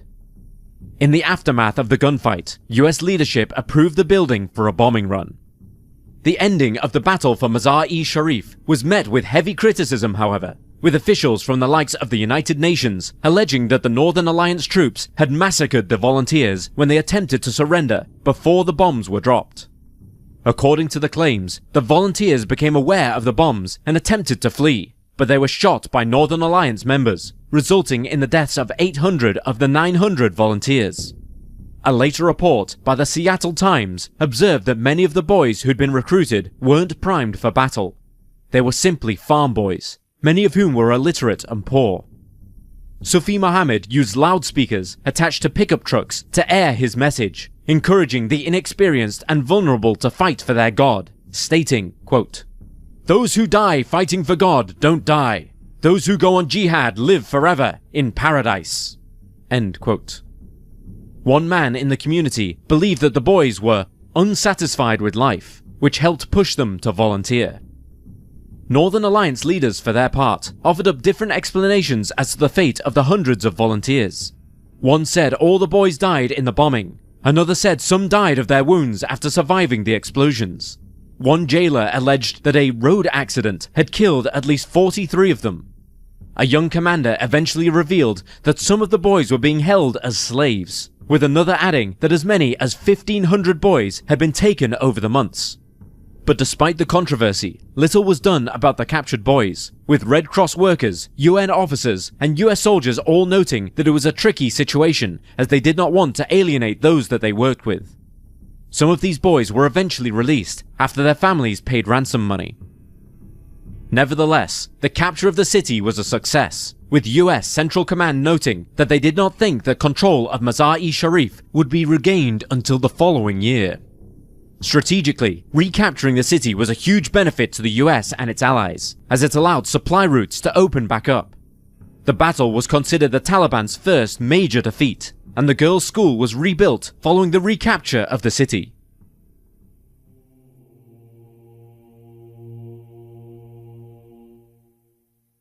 In the southern region, Kandahar became the next target of US leadership, who sought to reclaim the city that so many Taliban had fled to.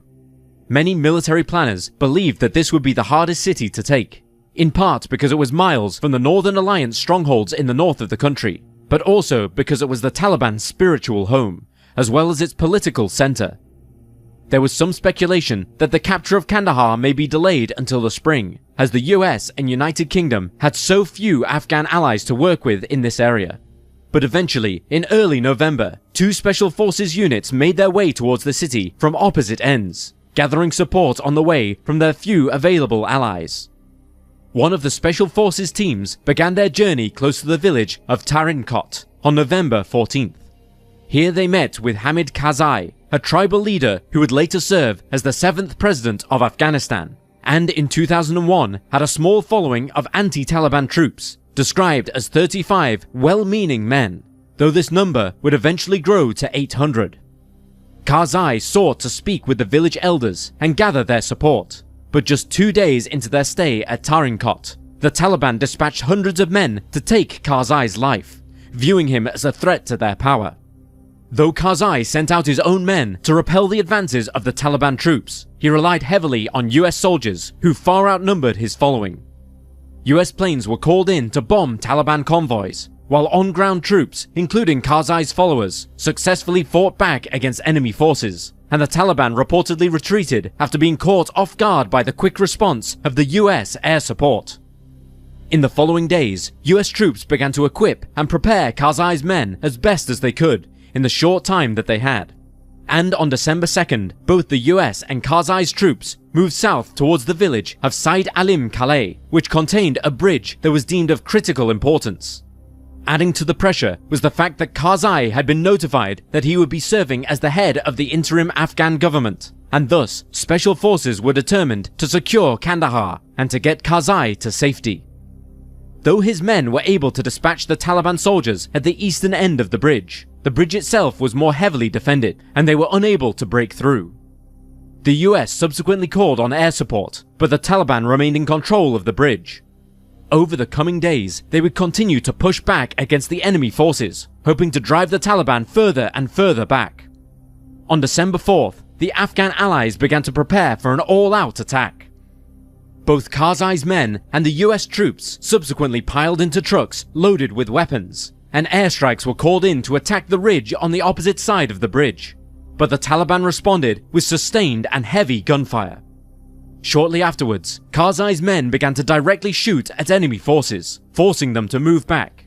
And though the Taliban sought to move forward on the bridge, repeated fire demanded that they move back once again and take cover. The US continued to call on airstrikes, and in the following hours, the Taliban began to realize that they simply could not advance, and so they started to retreat. They pulled back several kilometers, allowing Karzai's men to secure the bridge. The next day, however, the US was hit with a noticeable setback when a stray bomb landed in the middle of their own position, resulting in the deaths of 3 soldiers and leaving dozens more wounded.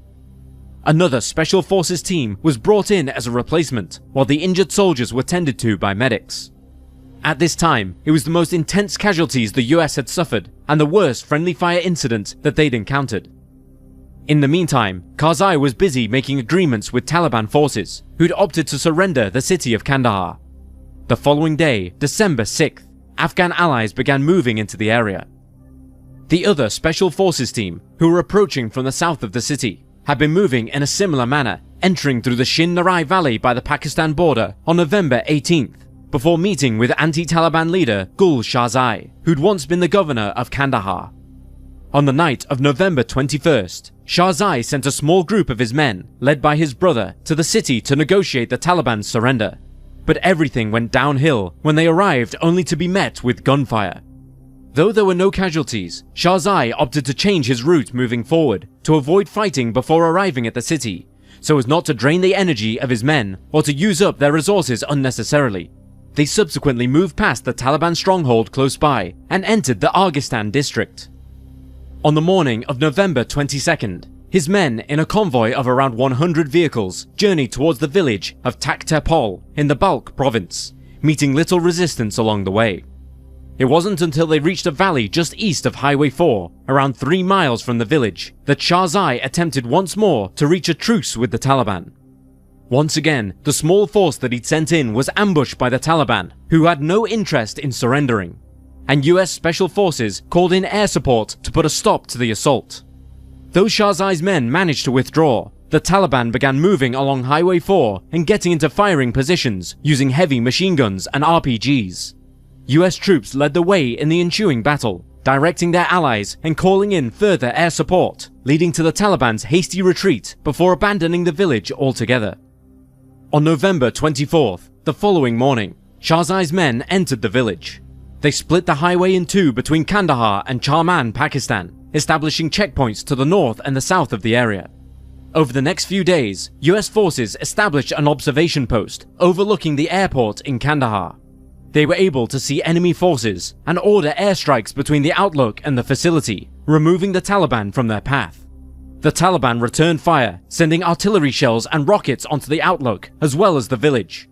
But the constant bombardment was too much, and it began to wear away at their determination. Some Taliban groups began to move north towards the town of Spin Boldak, where they took up defensive positions close to Shahzai's men.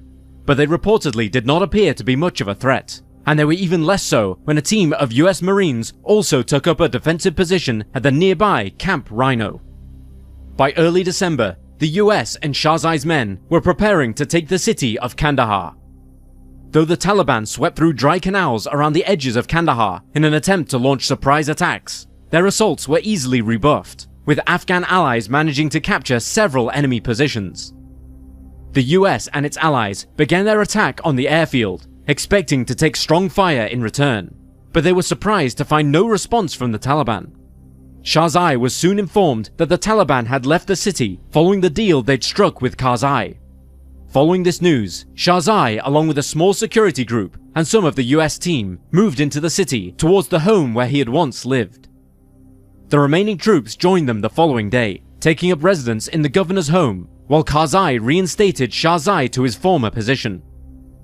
Kandahar was officially secured on December 6th, with many enemy forces having been driven into Afghanistan's more rural areas, or across the border into Pakistan.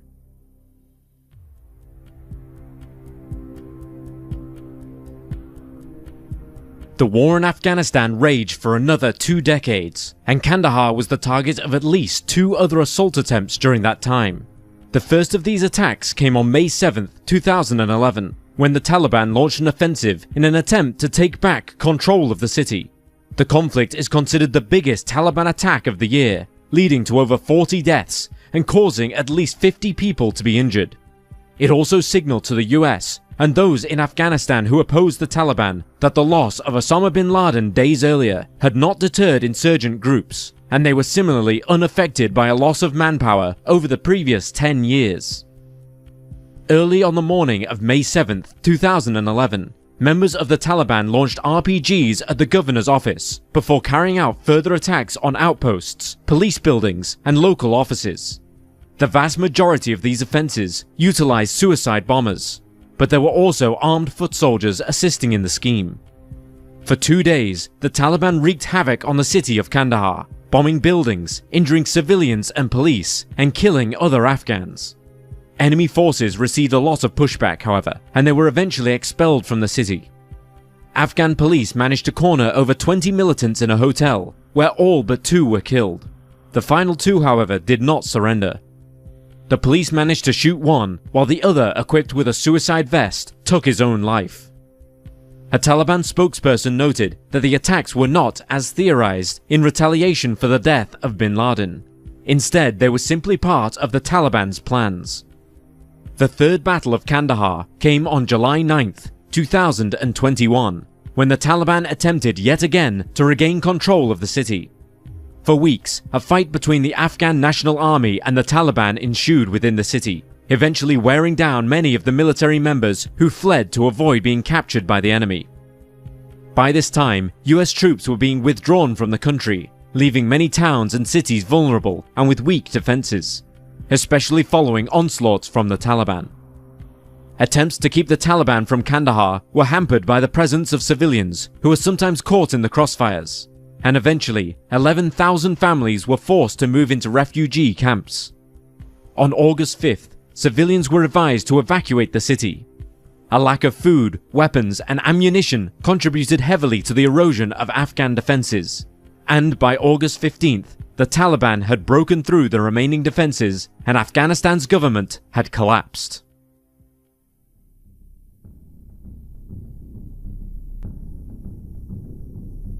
The initial Battle of Kandahar was a huge success for the US and its allies, including Taliban-opposed Afghan leaders, and was a tremendous feat for the war on terrorism at the time.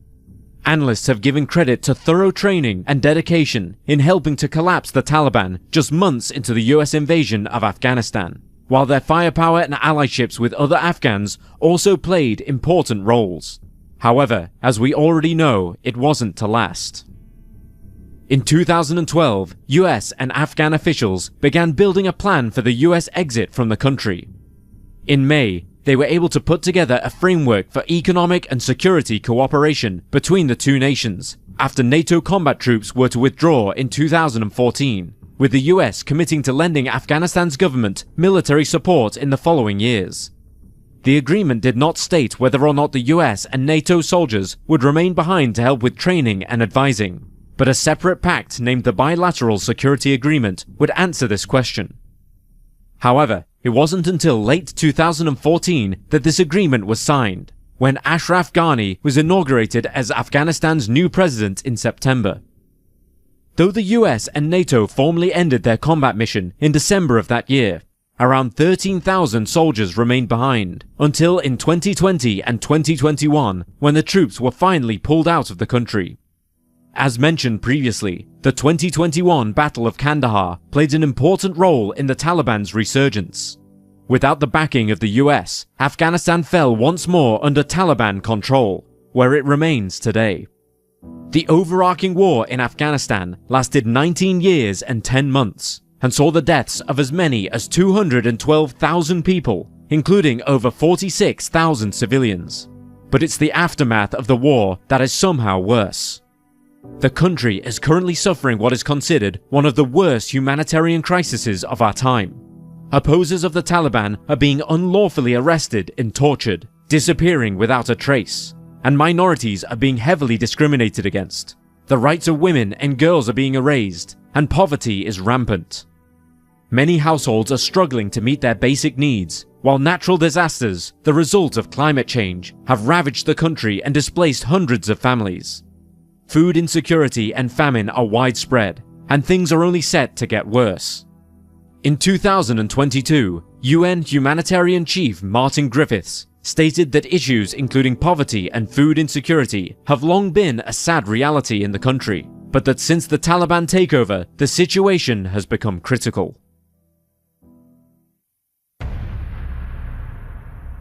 By the autumn of 2015, the war in Afghanistan had entered a quieter, uncertain phase. The NATO-led mission that had once commanded hundreds of thousands of troops was all but over.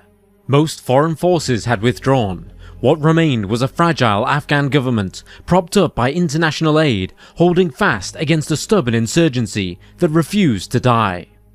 The Taliban had been pushed into the margins, into rural valleys, mountain passes, and the hinterlands of a country weary from decades of conflict. In major cities like Kabul, Kandahar, and Herat, life went on. The government held its ground, and many dared to believe that the worst was over. But in the north, far from the corridors of power and international attention, the city of Kunduz stood as a lonely outpost on the edge of stability. A gateway to Central Asia, its location was strategic, and its fate precarious. Whispers of Taliban activity had grown louder in recent months. There were rumors of fighters moving through the countryside, of sleeper cells waiting for a signal. Then, just before dawn on a late September morning, the silence broke in Kunduz. A sudden assault, coordinated and ruthless, would push the Afghan forces to their limits. Was this attack on Kunduz a show of force and the Taliban's return to power? Or was it a final desperate attempt to seize control? A last stand for the Taliban? Welcome to Wars of the World.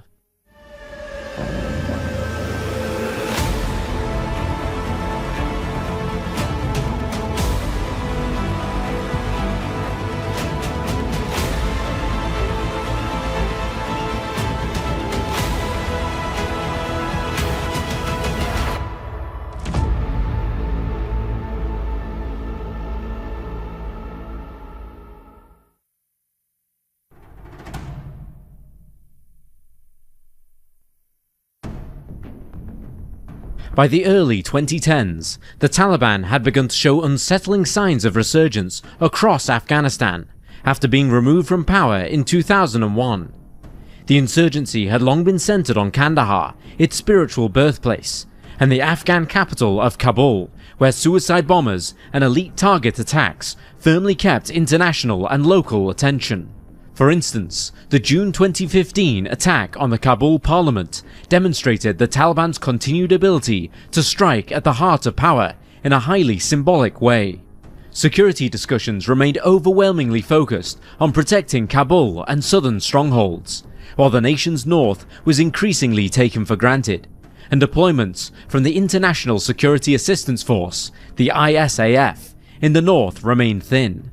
This revealed cracks in Afghan security.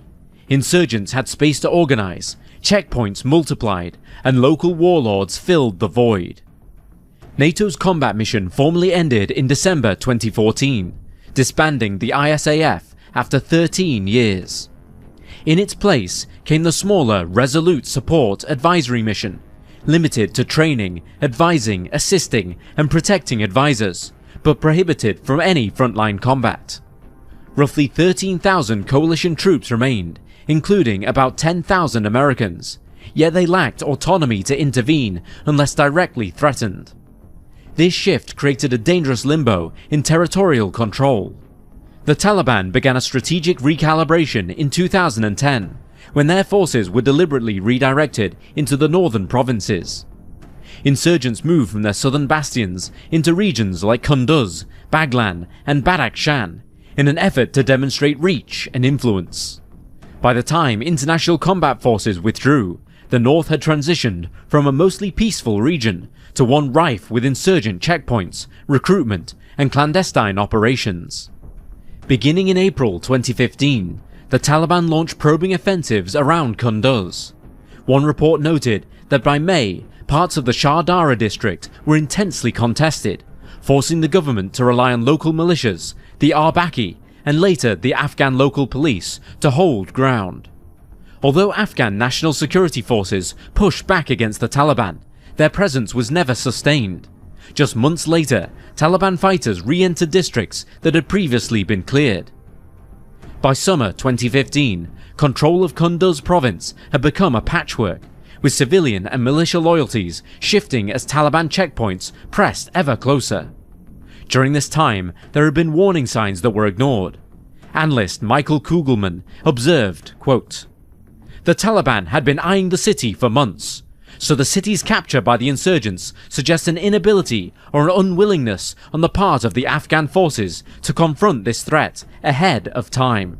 End quote. Fragmented Afghan military and political leadership, including the absence of a confirmed defense minister, meant key decisions were delayed or never made at all. Taliban commanders capitalized on these gaps, quietly embedding sleeper cells within Kunduz city. By staging attacks from Chardara, Aliabad, Kanabad, and Imam Sahib districts, they effectively ring-fenced the city, waiting for the later siege. Thus, by the autumn of 2015, the convergence of weakened NATO presence, fragile Afghan command, and resurgent Taliban activity had formed the perfect storm. The north, once an afterthought, had become a pressure point, with Kunduz at its epicenter. While the world fixated on Kabul and Kandahar, northern insurgents were preparing their staging ground, and Kunduz, long regarded as secure, was about to pay the price.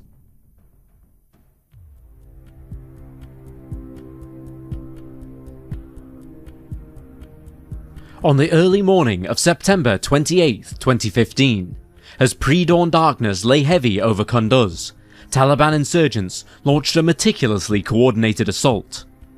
Their attack emanated from at least 3 directions: Chardara to the west, Aliabad to the south, Kanabad to the east, and Imam Sahib to the north, signalling a rare strategic convergence in the Afghan conflict. Within hours, the city's northern and southern approaches were under harassment from enemy checkpoints, as government movement and supply lines were disrupted. Taliban fighters used a blend of sleeper cells and overt mule tactics. Under the cover of advancing columns, they swept into town, freeing hundreds of inmates from the provincial jail, and attacking the police stations and military compounds in rapid succession. This blitzkrieg-style operation took many Afghan security personnel by surprise. Despite having around 7,000 Afghan soldiers and policemen in the city, far outnumbering the estimated 5,000 to 1,000 Taliban assailants, many units collapsed swiftly, abandoning their posts as urban combat erupted. With government forces in disarray, the remaining defenders scrambled to regroup around Kunduz airport, a small island of resistance that lay on the city's western outskirts. Hundreds of police, military personnel, and civilians fled there for shelter. Multiple reports soon flowed in of families being turned away at the airport's gates, however, many being forced to remain trapped within Taliban-controlled neighborhoods. By the afternoon, Taliban fighters had staged a powerful symbol of their defiance by raising their white flag over Chowk Square, signaling their first hold over an Afghan provincial capital since 2001. They paraded through the city in commandeered police SUVs, took selfies around the governor's office, and publicly mounted their banner atop government structures, a bank, a hospital, a police HQ. It was a chilling statement of Taliban dominance.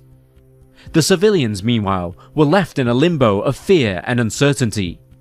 Streets were largely deserted, homes locked and silent. An Al Jazeera report explained, quote, "Kunduz city was on lockdown. The city streets were deserted as residents barricaded themselves indoors. Heavy fighting raged across the city as roads were blocked and some police stations were surrounded by Taliban fighters." End quote. One town resident, speaking over the phone to The Guardian, with gunfire in the background, said, quote, "At the moment, it seems like the army is not even fighting. Civilians can't leave their houses. The Taliban won't allow them." End quote. Hospitals overflowed with wounded caught in the streets and crossfire. One Doctors Without Borders center reported receiving 66 serious injuries on the opening day alone, including 8 dead on arrival. Inside the airport compound, tension and desperation built. Afghan forces, backed by limited US special operations and air support, prepared to counterattack. But the airport was under blockade. Roads entering or leaving were mined. Taliban snipers loomed on ridges, and morale among besieged troops plummeted. Reinforcements from other provinces desperately tried to breach the ring, but they were slowed by insurgent ambushes and roadside bombs. By nightfall, Taliban control of Kunduz appeared consolidated. They picked through government offices, freed allies, secured captured weapons, and looted banks for financial gain. Tribal and complicit civilian support fluctuated. Some residents submitted from fear, while others reported that Taliban fighters were not threatening them for now, urging local shops to remain open and normal life to resume. This attack was not merely an insurgent raid, it was a de facto takeover. Kunduz had fallen with little resistance, revealing not just a military failure, but systematic collapse, with broken leadership, fractured communication, and underestimations on every level.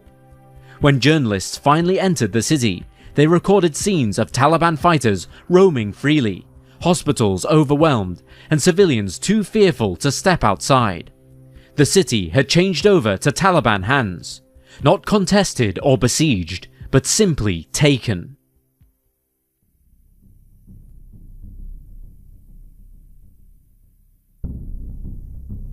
With the Taliban now firmly in control of Kunduz, the remaining Afghan government forces were driven back to a precarious defensive position at Kunduz airport. Reinforcements were urgently deployed, roughly 5,000 Afghan troops, with local militias and special units converging on the perimeter, hoping to mount a counterattack. But the Taliban had anticipated this move. The main access roads were laced with improvised explosive devices, known as IEDs, and lined them with insurgent checkpoints, which slowed government convoys to a crawl. Late on the 29th of September, Afghan forces, who were already exhausted, were struggling to organize themselves. President Ashraf Ghani called for calm and declared his government was mobilizing to retake the city. But local commanders admitted they were only defending, lacking the will or resources to attack. One district chief, Mohammed Zahir Niazi, grimly noted, quote, "We still have enough forces to take on the Taliban, but sadly there is no will or resolve to fight." End quote. It was in this dire moment that US and NATO forces intervened more assertively. On the night of September 30th, US Special Forces advisor teams at the airport came under direct attack. Colonel Brian Trebus, a Resolute support spokesman, confirmed they engaged in self-defense, and that up to 100 US special operators assisted the Afghan soldiers, marking one of the first ground fire engagements since 2014. 3 airstrikes were launched that evening, targeting captured Taliban tanks and a meeting of insurgent commanders, effectively halting an imminent breach. Meanwhile, urban warfare raged across Kunduz. Afghan special forces, backed by NATO advisors and air cover, launched sporadic raids on the city. Caught in the crossfire were the terrified civilians. One male resident told CNN about his experience, quote, "We don't know what to do and where to go. I was near the main roundabout of Kunduz when the fight between government forces and the Taliban became intense, and the Taliban fighters were firing back meters away from me. I was running to get to a safe place when shrapnel hit my hand. I was wounded." End quote. He then explained that shops had closed, there was a city-wide blackout, and that it was becoming difficult to find food. He then noted, "Kunduz has turned into a ghost city." On the outskirts of the city, of particular note was the Battle of Boz-Kandahari. A joint US-Afghan patrol, acting on intelligence of a Taliban staging point, was surrounded. When insurgents fired from multiple directions, the coalition troops called in airstrikes from C-130 and Apache helicopters to break free, sustaining losses but forcing the insurgents back.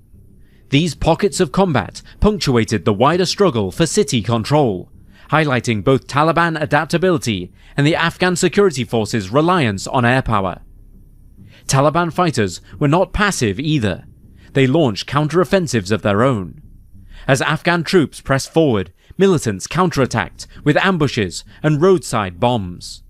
One Taliban commander admitted that their tactics aimed to spread the Afghan forces thin, attacking from multiple fronts to disrupt cohesive defense. In the chaos, command and control often broke down. Units were cut off, supply trucks turned back, and communications failed. By October 1st, Afghan forces had recaptured key government buildings and parts of the city centre, aided by US air support and special advisors on the ground. Sadiq Siddiqui, speaking for the Afghan Interior Ministry, claimed the Taliban had suffered heavy casualties and were being pushed back towards the outskirts. Yet the battle remained fluid. Rather than a sweeping advance, it transformed into block-by-block clearing operations. Military sources reported isolated firefights which lasted deep into the night, with special forces and military advisors leading Afghan units in house-to-house searches. The airport remained the strategic anchor. Without it, retaking the city would prove impossible. For Afghan civilians, the fighting brought panic and deprivation. Al Jazeera cited that at least 110 to 200 civilians had been killed or wounded, with hospitals being overwhelmed and thousands fleeing. One resident radio station manager, Sadiqa Sheza, said, quote, "We are scared of leaving our homes, scared of being beaten by the Taliban. There's no electricity, no water, and ration shops are all closed." End quote. By the end of October 1st, Afghan forces, though bruised and battered, had regained control of much of Kunduz city. But this hard-won progress came at a cost. Fragmented urban combat, eroded morale, a reliance on foreign advisors, and a civilian population being deeply affected. Fighting would continue sporadically until mid-October. But it was what happened in these early days, the desperate counterattack from the airport, the introduction of US Special Forces, and the street-to-street violence that would define the siege. It laid bare both Afghan military frailties and the extent to which their survival depended on international support. However, it would soon be actions on behalf of the American military that would put a spotlight on Kunduz, creating international scrutiny and outrage.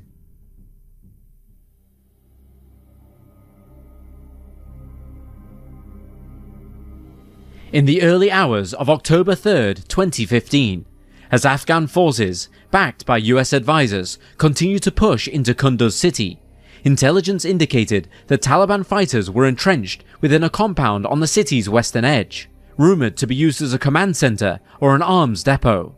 US military planners authorized a strike from an AC-130U Spectre gunship, a highly accurate, low-altitude aircraft designed for close air support in urban combat. The aim was to eliminate insurgent positions and to safeguard advancing Afghan troops near the building for the National Directorate of Security. The crew of the American gunship reportedly received coordinates and a description of the target by Afghan special forces. This intelligence proved fatally flawed, however. The aircraft arrived over east-central Kunduz shortly before 6 AM local time. Navigational equipment had malfunctioned, communication systems were down, and the crew believed they'd been hit by a rocket, forcing them off their intended path. In this confusion, they mistook the Médecins Sans Frontières, or MSF Trauma Center, a Doctors Without Borders hospital, located roughly 300 meters from the intended target, for the enemy compound, described in the mission brief.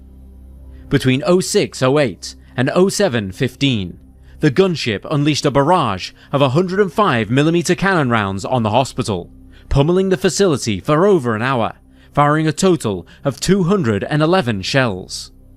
The blast demolished the intensive care unit, the operating theatres, and wards where 105 patients and 80 staff had taken sanctuary. Staff and patients were trapped in a nightmare. The MSF details the heart-wrenching scene, quote, "Our patients burned in their beds. Our medical staff were decapitated or lost limbs. Others were shot from the air while they fled the burning building." End quote. Heyman Nagarathnam, the head of programs for MSF in northern Afghanistan, describes his experience as survivors raced towards bunkers while being pursued by the bombardment. Quote, "The bombs hit, and then we heard the plane circle round. There was a pause, then more bombs hit. This happened again and again. When I made it out of the office, the main hospital building was engulfed in flames. Those people that could had moved quickly to the building's 2 bunkers to seek safety, but patients who were unable to escape burned to death as they lay in their beds." End quote. By the time the airstrike had ended at 0715, at least 42 people were dead, including 24 patients, 14 staff, and 4 other civilians, with dozens more being wounded. Prior to the attack, the hospital had meticulously shared its GPS coordinates repeatedly with United States, Afghan, and NATO authorities. MSF emphasized that no armed combatants were present inside, only wounded civilians, with no Taliban fighters using the facility as cover. But despite these precautions, the bombardment still went ahead. There were even multiple urgent distress calls made from MSF staff directly to the Resolute Support headquarters, but still, the bombing did not stop. The attack carried on for 17 minutes after the first warning had reached the military HQ, yet by then, the AC-130 had finished its strike. MSF denounced the attack as a war crime, demanding an independent inquiry. An official US military investigation took place in November, led by General John Campbell. He described the event as a tragic mistake, going on to attribute the disaster to, quote, "human error compounded by systems and procedural failures." End quote. He also cites misidentified target coordinates, malfunctioning communications, and the absence of no strike data aboard the aircraft. The investigation also revealed that while Afghan forces initially requested support against Taliban fighters near the hospital area, it was ultimately a US decision to bomb the area, carried out without full situational awareness. The international reaction was furious, and the fallout was immediate. MSF evacuated all staff and closed its only trauma hospital in northeastern Afghanistan. MSF General Director Christopher Stokes declared, quote, It appears that 30 people were killed, and hundreds of thousands of people are being denied life-saving care in Kunduz, simply because the MSF hospital was the closest large building to an open field and roughly matched a description of an intended target." End quote. US authorities grounded the flight crew and detained members of the Special Operations Team pending further action. Despite President Obama's apology and the release of internal reports, MSF maintained that the military's inquiry fell short and demanded an independent investigation by the International Humanitarian Fact-Finding Commission. The bombing of Kunduz Hospital did more than destroy a building. It shattered trust in the coalition's stated adherence to international humanitarian law. It crippled medical support for the wounded and cast a long shadow over future humanitarian operations in conflict zones across Afghanistan and beyond.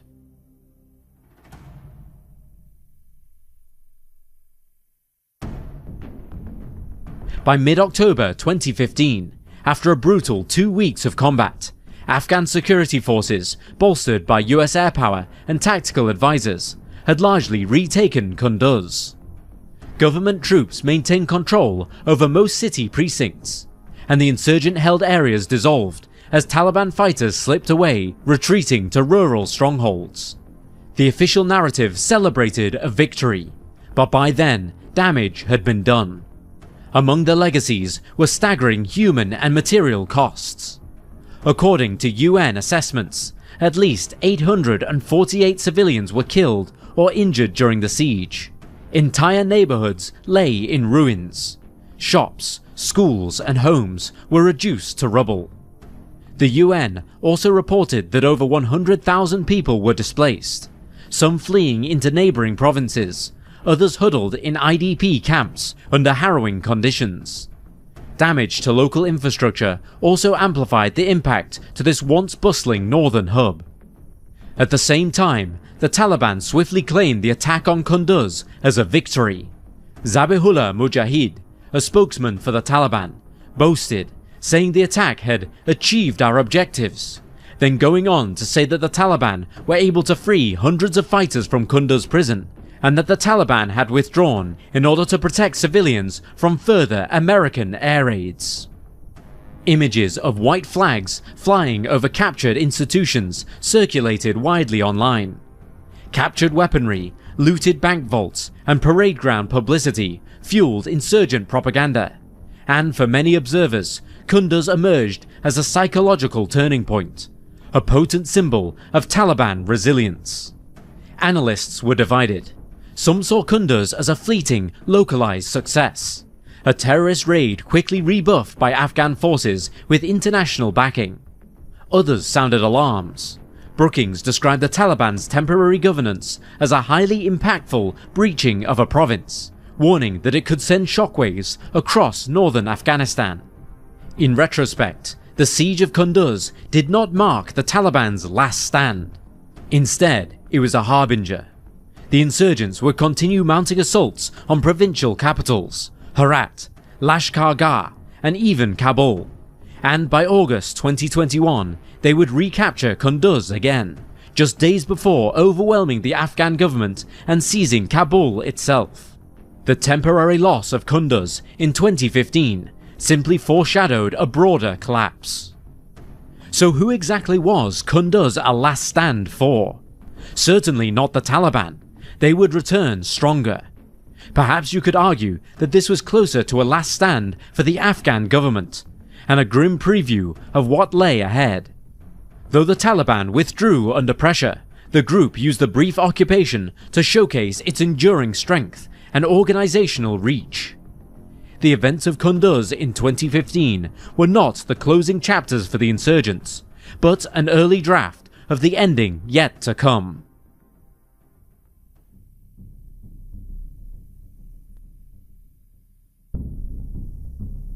The brief 2015 occupation would, in reality, be a precursor for the Taliban victory over Kunduz in 2021, followed by the collapse of the Afghan government and the Taliban takeover in Kabul.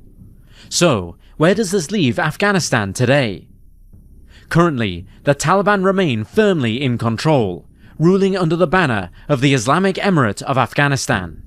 They operate through a caretaker government, installing loyalists in key ministries, but the regime lacks diplomatic legitimacy. As of now, only Russia has officially recognized them, while Western and many regional states continue withholding formal recognition due to ongoing human rights violations. The country endures a deep humanitarian emergency. More than 23 million Afghans, over half of the population, require aid for food, water, health and sanitation. Human Rights Watch and Amnesty International report severe crackdowns on women, journalists and critics, with bans on secondary and university education for girls, public banishment of women from parks and workplaces, and the revival of brutal punishments, including public floggings and stoning. Meanwhile, the International Criminal Court has issued warrants for the arrest of Taliban Supreme Leader Hibatullah Akhundzada and Chief Justice Haqqani for crimes against humanity related to the persecution of women and girls. Humanitarian NGOs and bilateral donors remain engaged. The United States has injected over $20 billion since 2021 in aid, but delivery is precarious, constrained by Taliban interference, sanctions, and limited formal recognition. Nations like Iran and Pakistan continue mass deportations back into Afghanistan, deepening the crisis for returning refugees, especially women. Security within Afghanistan has become a complex mosaic. While the Taliban face insurgent challenges, such as IS Khorasan, Tehrik-e-Taliban Pakistan, and the National Resistance Front, they have largely consolidated control over state structures.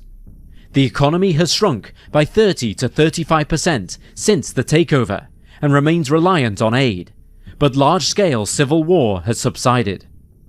The fall and recapture of Kunduz in 2015 was a warning disguised as a turning point. It revealed the fragility of the Afghan state, the limits of international strategy, and the Taliban's evolving approach to warfare.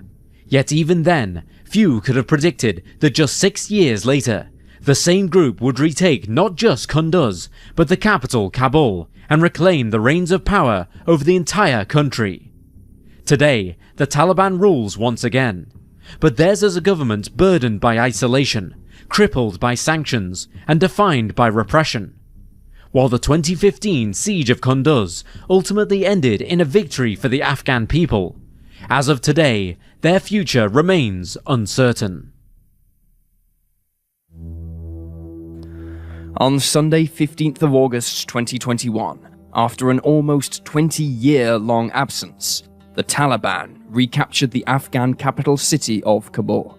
As the US-led coalition withdrew, the Taliban regrouped and began expanding outward once again, facing little opposition from the Afghan National Army that had been trained and equipped by Western forces. The Taliban only grew bolder and began an almost blitzkrieg-style campaign to retake villages, towns, cities, and then entire provinces, until they were once again in near total control of a land that has seemingly known only bloodshed for the better part of 50 years. The story of the Taliban is the story of Afghanistan in the late 20th and early 21st centuries. Cloaked in Islamic ideology that many of the most prominent Muslim countries have moved on from, Afghanistan under the Taliban was always the land that resisted the influence of outsiders with tenacity, ferocity, and always in blood. The attempts by the great powers of the world to bring Afghanistan more in line culturally with the wider world perspective, particularly concerning the treatment of women and the application of science and technology, has presented an arena where the tools of the modern world waged war with the determination of the old. Yet almost every foreign power that has gotten involved with Afghanistan has ultimately failed in its mission there, leading Afghanistan to become known as the graveyard of empires.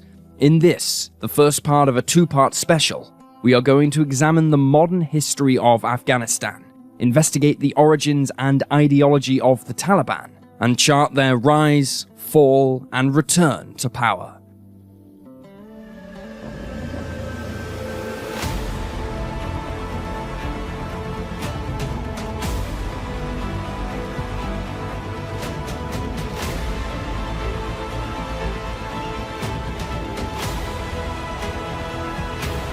This is the story of the Taliban. Welcome to Wars of the World.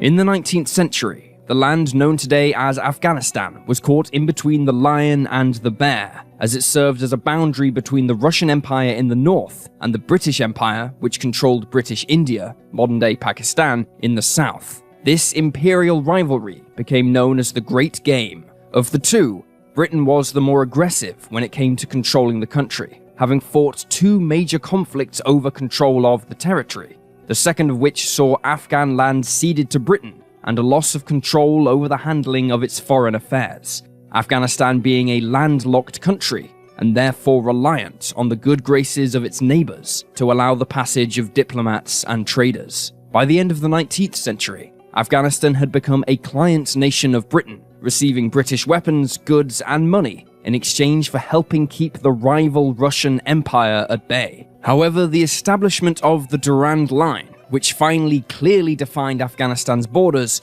saw many tribes, such as the Pashtun people, divided between Afghanistan and India. Naturally, the Pashtuns refused to accept this line, having lived on the land for hundreds of years, and so nomadic tribes often crossed the new border as they always had done.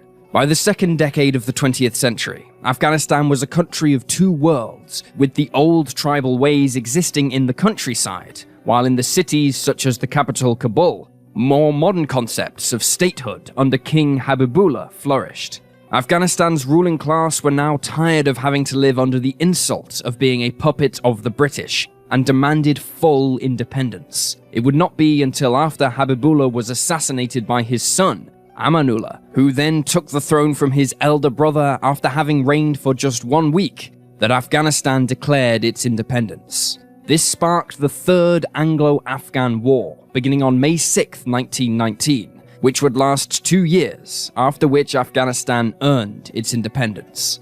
However, peace did not come to Afghanistan for Amanullah, who wanted to have total rule over his kingdom, and that meant shifting power away from tribal and religious leaders, who naturally opposed such a move. Thus, throughout his short reign, Amanullah fought a series of uprisings opposed to his reforms, even when those reforms benefited the people, such as giving ordinary Afghans greater levels of education and the right to own land.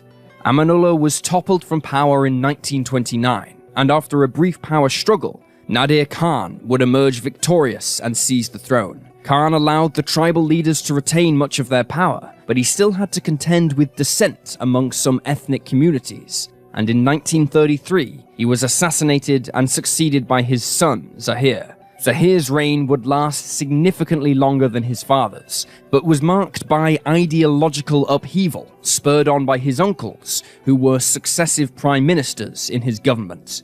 In 1955, Zahir's cousin Dawood took the role of prime minister, and he convinced the king to turn to the Soviet Union for military aid.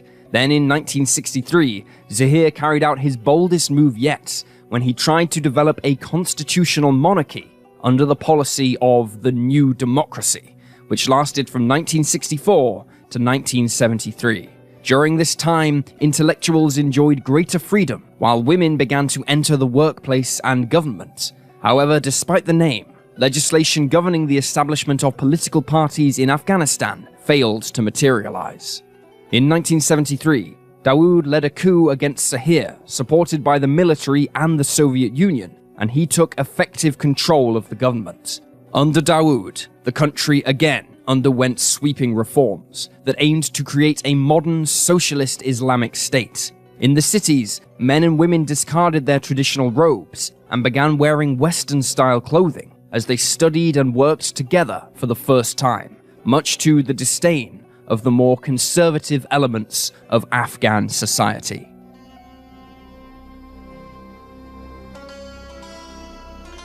Just 5 years after taking power, Dawood lost it all when he faced his own coup on April 27, 1978, at the hands of the communist Afghanistan's People's Democratic Party, or APDA, who crucially inspired the military to join them. In the wake of the coup, the APDA then found itself torn on what to do now it had the power, and two factions arose within its ranks. In the end, the faction led by Nur Muhammad Taraki emerged victorious and expelled those in the party who would not follow him. Taraki instigated even more radical reforms for Afghanistan, imposing a strict socialist regime supported by the neighboring Soviet Union. As this was the height of the Cold War between East and West, the United States were deeply troubled by the links between Taraki's government and the Soviets, and what this would mean for the region. And so when local leaders in Afghanistan opposed Taraki's reforms, they were quietly supported by the United States with money and weapons. Recognizing that Taraki's socialist policies often clashed with traditional Islamic norms in Afghanistan, the US encouraged further resistance, claiming that the communists at home and abroad were godless and determined to stamp out Islam. Meanwhile, the Soviet Union, while supporting of Taraki, recognized that he was moving too quickly and implored him to slow his reforms in order to address the growing resentment from the tribal leaders. Taraki refused and was soon facing uprisings, not only from the countryside, but from within his own military, who helped him seize power. In September of 1979, Afghanistan was on the verge of a full-blown civil war when Taraki was assassinated by a rival in the APDA by the name of Hafizullah Amin, who took the reins of power. Amin entered into negotiations with the United States for assistance in restoring order, which of course pleased Washington, but horrified Moscow. If Afghanistan became an American ally, then American forces could be based on the Soviet Union's southern borders, a potentially serious destabilizing factor in the ongoing Cold War. Thus, to prevent this, on Christmas Eve 1979, to the world's shock, Soviet troops crossed the border into Afghanistan, supported by large numbers of tanks, armored personnel carriers, and combat aircraft. Soviet leader Brezhnev told the world that they had been invited into the country to help restore order, but in reality, they were there to maintain their grip on the land and keep the Americans out.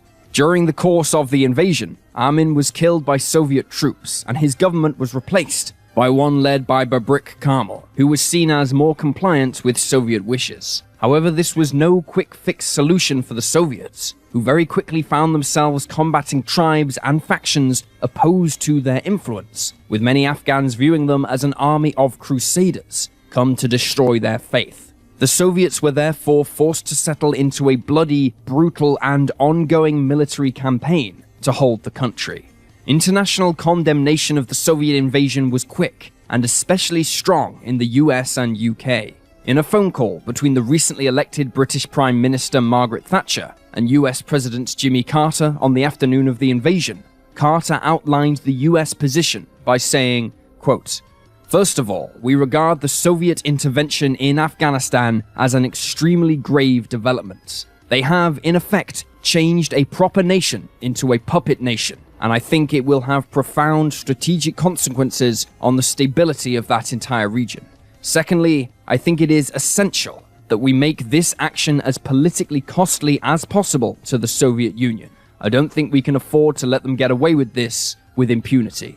The Western powers thus imposed economic sanctions on the Soviet Union, and in 1980, the UK and US boycotted the Moscow Olympic Games, although athletes from both nations still competed independently. However, it would not be long before the West took a more active role in supporting anti-communist Afghan forces against the Soviets. Initially, Western intelligence agencies such as the CIA and MI6 acquired weapons such as assault rifles, and then had them delivered to the groups fighting the Soviets via Pakistan. And over time, this aid would grow. In Afghanistan, Soviet forces very quickly seized control of the major population centers, and the KGB was soon rounding up anyone opposed to their intervention. However, given the more nomadic nature of many of the more rural communities, they soon found it was difficult to locate them, as they were almost always on the move or hiding away in caves and mountains, making planning attacks against them extremely difficult. The Soviet position was made all the more complicated by the lack of suitable maps of Afghanistan, many of which had inaccuracies of up to several miles. Thus, the Soviet Air Force began a massive aerial survey operation, using aircraft such as the Antonov An-30 to draw the most detailed maps of Afghanistan ever made by that point in history. On the ground, Soviet troops used tactics devised for combating NATO in Western Europe, but obviously these were hopelessly ineffective against a guerrilla force who knew their terrain and only engaged in battle on their terms. Roads and tracks were especially deadly to Soviet troops and were almost never traversed in unarmored vehicles, because to do so was to invite death. Soviet propaganda often depicted their soldiers in Afghanistan digging wells and building schools, but the reality was very different. Morale amongst their number was quickly sapped, as conscripts found themselves taken out of their hometowns and thrust into an almost alien world, fighting a war for which there appeared no end in sight. Like amongst many American soldiers in a similar predicament during the height of the Vietnam War, the Soviet soldiers often took to alcohol and drugs to help them cope, and this inevitably led to a breakdown in discipline amongst many units. Upon the Soviet invasion, much of the resistance came from local tribesmen, armed with whatever weapons they had retained after years of infighting between various groups and factions. Incredibly, many of them were still armed with bolt-action rifles that could be traced back to 1919 and the last Anglo-Afghan War, and which had been handed down from father to son. Throughout Afghanistan's turbulent history, it was these factions, each acting in their own interest, that prevented any single leader from truly claiming to have total control over the country. This should have aided the Soviets and the Afghan communists, for it meant that they weren't fighting a single harmonious resistance movement. However, the fight against the Soviets was different. While they differed on key points, the one thing all tribes all had in common was that they were all of the Islamic faith, and facing the godless communists who were trying to stampede over their country and religion meant that the Afghan tribes were united in a common cause. While some worked together forming much larger resistance cells, others who couldn't bear to work with traditional enemies simply declared a ceasefire between them while they focused on fighting the Soviet invaders. Collectively, the Afghan resistance became known as the Mujahideen, meaning those who fight on behalf of the Muslim faith. For those in the region and in the West who had a vested interest in defeating the Soviets in Afghanistan, the Mujahideen were seen as freedom fighters and symbolized the ongoing struggle against global communism, this being portrayed in books and movies. This had the double impact of helping to encourage the people of the West to support moves to arm and finance them, while at the same time keeping opinion firmly against Moscow. The US and UK governments worked closely with Pakistan to ship increasingly heavier weapons into Afghanistan and train Mujahideen forces in how to operate them to combat the Soviet technological edge. Then, in 1985, the Mujahideen would acquire the weapon that would come to define their fight against the Soviets. Anti-Soviet lobbyists in the United States, such as the Free the Eagle group, were increasingly frustrated with what they saw as a rather paltry effort to support the Mujahideen against the communists. They argued the CIA should start importing more advanced weapons into the fight to help counter the Soviets' technological advantage, and in particular, to counter their powerful attack helicopters. Thus, after coordinating with Pakistani officials, the CIA began training and equipping the Mujahideen with the FM-92 Stinger man-made portable air defense system. The impact of this weapon was immediate and devastating. No longer did the Mujahideen always hide from Soviet aircraft, but now they were turning and fighting them directly. It was a short, sharp shock to the Soviet air crews, who initially had little defense against the small surface-to-air missile, although later decoy flares were used to help confuse its infrared seeker, but there were no guarantees these would work. Figures on just how many Stingers were provided to the Mujahideen and how many aircraft they brought down continue to be contested. Sources vary from just 500 all the way up to around 2,000, while they are credited with destroying 269 Soviet aircraft, ranging from small helicopters to fast jets and large transport planes. Fear of this lethal weapon also made Soviet pilots more cautious in their attacks, often dropping bombs from higher altitudes where they were less accurate. By the late 1980s, almost $1 billion worth of aid was being put into Afghanistan to support the Mujahideen, while the war was costing the Soviets around $5 billion, a massively damaging figure at a time when the Soviet Union's economy was beginning to collapse. One of the most prominent groups receiving US aid was led by Gulbuddin Hekmatyar, who was described in a CIA report as one of the most vicious of the Mujahideen leaders. Hekmatyar waged a campaign of torture and murder against the Soviet forces and their Afghan allies, but toward the end of the conflict, he also used his CIA support to combat rival Mujahideen groups. These factors alarmed the Americans and Pakistanis, who warned him there would be grave consequences if he continued. He was also staunchly anti-Western, but this didn't matter to the CIA in the 80s, who needed him to fight the Soviets. Thus, when his men were implicated in the murder of a British cameraman and a French aid worker, as well as stealing aid destined for Afghan villagers, he still received aid, even when he refused to punish the culprits. However, it was not just locals who fought with the Mujahideen. Thousands of foreign fighters filled their ranks, fighting what they saw as a jihad, or holy war, against the Soviets. One of the most important in the history of Afghanistan was Osama bin Laden. Coming from a rich Saudi family and believing that Islam was to be the dominant faith on earth, bin Laden established a network of offices around the world for recruiting fighters, and used his wealth and influence to transport them to Afghanistan to fight. Again, Western intelligence agencies were aware of bin Laden's anti-Western position, but did little to oppose him while he was fighting the Soviets. Eventually, bin Laden formed Al-Qaeda, meaning the base, and they proved to be a prominent and powerful force in the Mujahideen in the latter stages of the war, and still supported by the West. For the Soviet soldiers pitted against them, the Mujahideen were an elusive and terrifying enemy. They almost never held prisoners for long, and a brutal and painful death would follow if a Soviet soldier was unfortunate enough to be taken alive. The Mujahideen understood terror, and Soviet soldiers came home from the war with stories of their captured comrades having their arms and legs hacked off, and the bloody torso being hurled in front of convoys or outposts to unnerve the troops.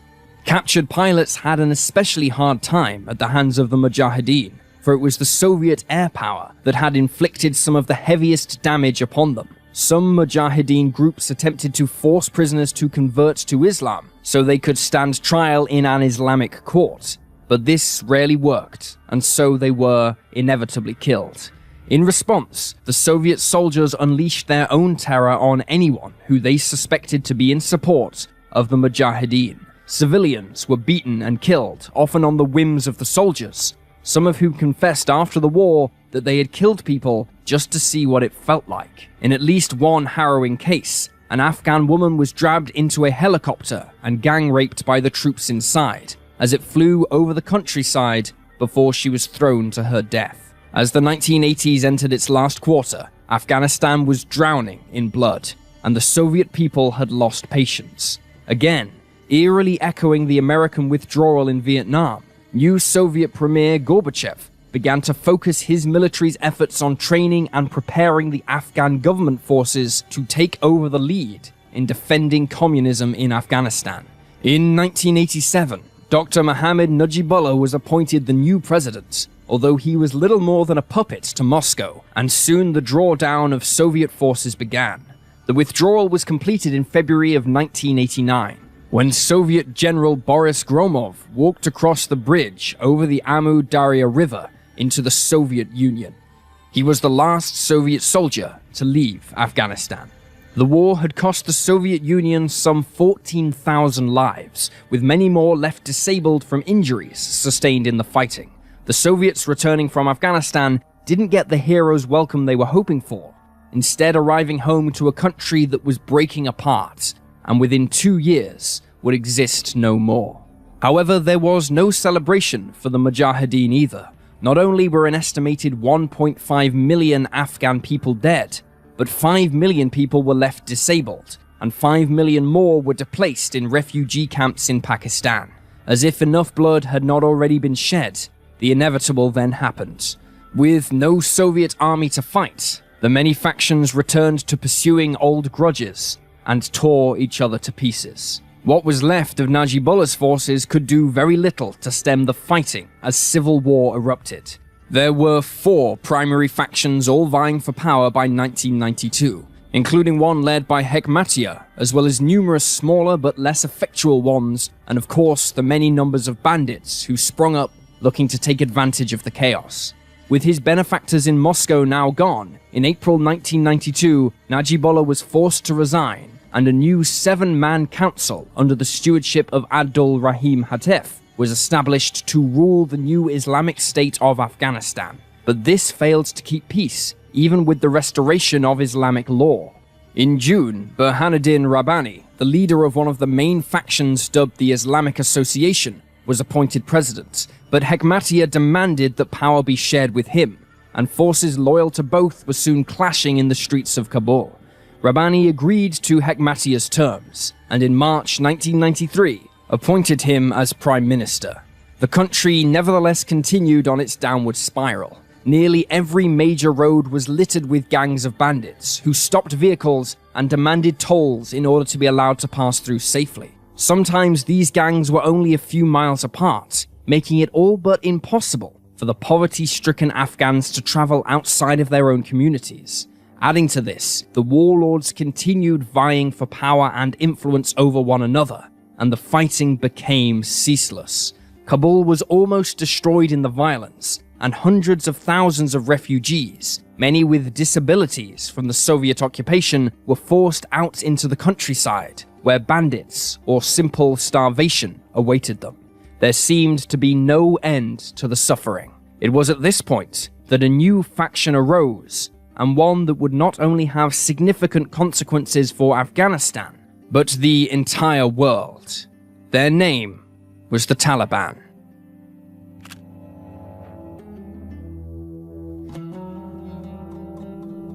The exact origin of the group that would come to be known as the Taliban is difficult to pinpoint exactly, but most agree that its earliest formation as we know it today took place sometime in 1994. Prior to that, the nucleus of the organization can be traced back to the Pashtun Mujahideen groups that emerged during the war with the Soviets. The founding members had all studied at ultra-conservative Islamic schools under hardline tutors in Afghanistan and Pakistan, who instilled upon them the strictest interpretations of Islamic law and teachings. As such, the founding members decided to adapt the Pashtun word for student as their name, which became Taliban. Despite this title, many of them were seasoned veterans of the war with the Soviets, and had the scars to show it. Abdul Majid, for example, who would later serve as the mayor of Kabul, had lost a leg and 2 fingers, while Nuruddin Tarabi, Mohammad Ghaus, and Mullah Muhammad Omar had all lost 1 eye. These men would form the inner circle of the Taliban upper echelon, and this would lead author Ahmed Rashid to describe the Taliban leadership as the most disabled in the world. Interviewed before 2001 by Rashid, Mohammad Ghaus explained the sentiment amongst the Taliban in those very early days. Quote, "We would sit for a long time to discuss how we could change the terrible situation. Before we started, we had only a vague idea what to do, and we thought we would fail, but we believed we were working with Allah and his pupils." Stemming from their strict teachings, they believed unquestioningly in their extreme interpretation of Sharia law, the set of rules laid out by the Quran and the teachings of the Holy Prophet Muhammad for how Muslims should live their lives. However, the key word here is interpretation, for as Professor Akbar Ahmed, the chair of Islamic Studies at American University in Washington, D.C., explained in August 2021, Sharia means literally the path, which is clearly defined by the Quran. You have, over the centuries, very established Islamic scholars, some with one bent, some with another. For example, the Shia Muslim scholars may have a slightly different interpretation of the same thing. Scholars in Indonesia, further to the east, may have a slightly different interpretation. All of these are adjusted in the context of the culture. The Taliban primarily recruited from the same ultra-conservative schools that its leaders had attended, and within just a few months had amassed some 12,000 followers under the charge of Mullah Muhammad Omar. According to many in the Taliban, Omar was sent a vision of a woman who told him that he should rise up and end the chaos in Afghanistan, and that Allah would guide him to victory. Second to Omar was Mullah Muhammad Hassan, who, like Turabi, had lost a leg in the fighting with the Soviets, and as such he sported a wooden replacement. Hassan was one of the older members of the Taliban and had been aware of Omar during the Soviet occupation, but they had been in different regional Mujahideen groups, so it was not until after the Soviets pulled out that they began working together.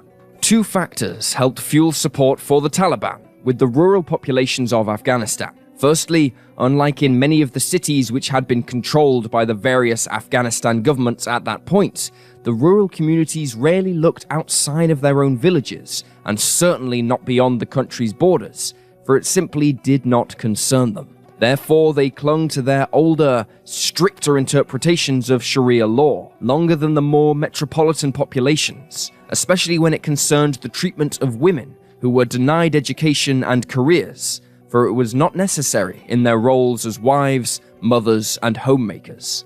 Therefore, they found a kinship with the Taliban culturally. Secondly, their main interaction with outsiders came in the form of the Soviet army imposing their will upon them, and at times killing their people, either deliberately or unintentionally, in their fight with the Mujahideen. This helped generate a strong sense of xenophobia regarding anyone who was not a member of the local population or not a Muslim.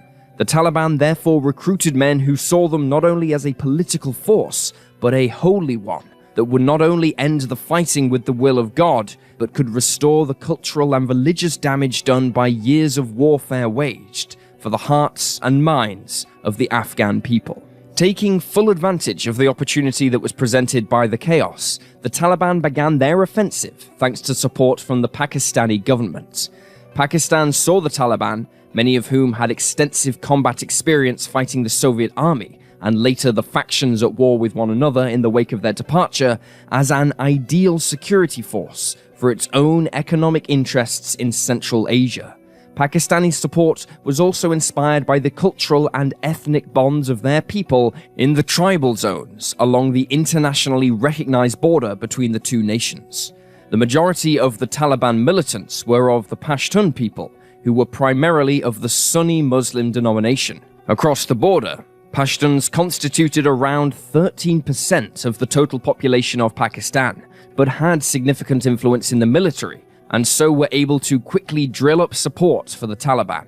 Pakistan supplied the Taliban with weapons and training, and in exchange, they helped secure the passage of Pakistani convoys through parts of Afghanistan that had come under the group's control to Turkmenistan, which had recently broken off from the former Soviet Union. Pakistan also provided significant financial aid to the Taliban movement, and this was more often than not in the guise of American dollars, which were kept close to the Taliban leadership in large metal cases that they could transport with them as they advanced outward. In the early days, the now beleaguered Rabbani government extended a hand to the new Pashtun movement, believing they could be a key ally in combating opposing warlords. Despite emissaries from the Taliban meeting with Rabbani in Kabul, the proposed alliance was not wholly compatible with their Pakistani benefactors' goals, and so having to decide between the two, Omar decided to stick with Pakistan, and in doing so,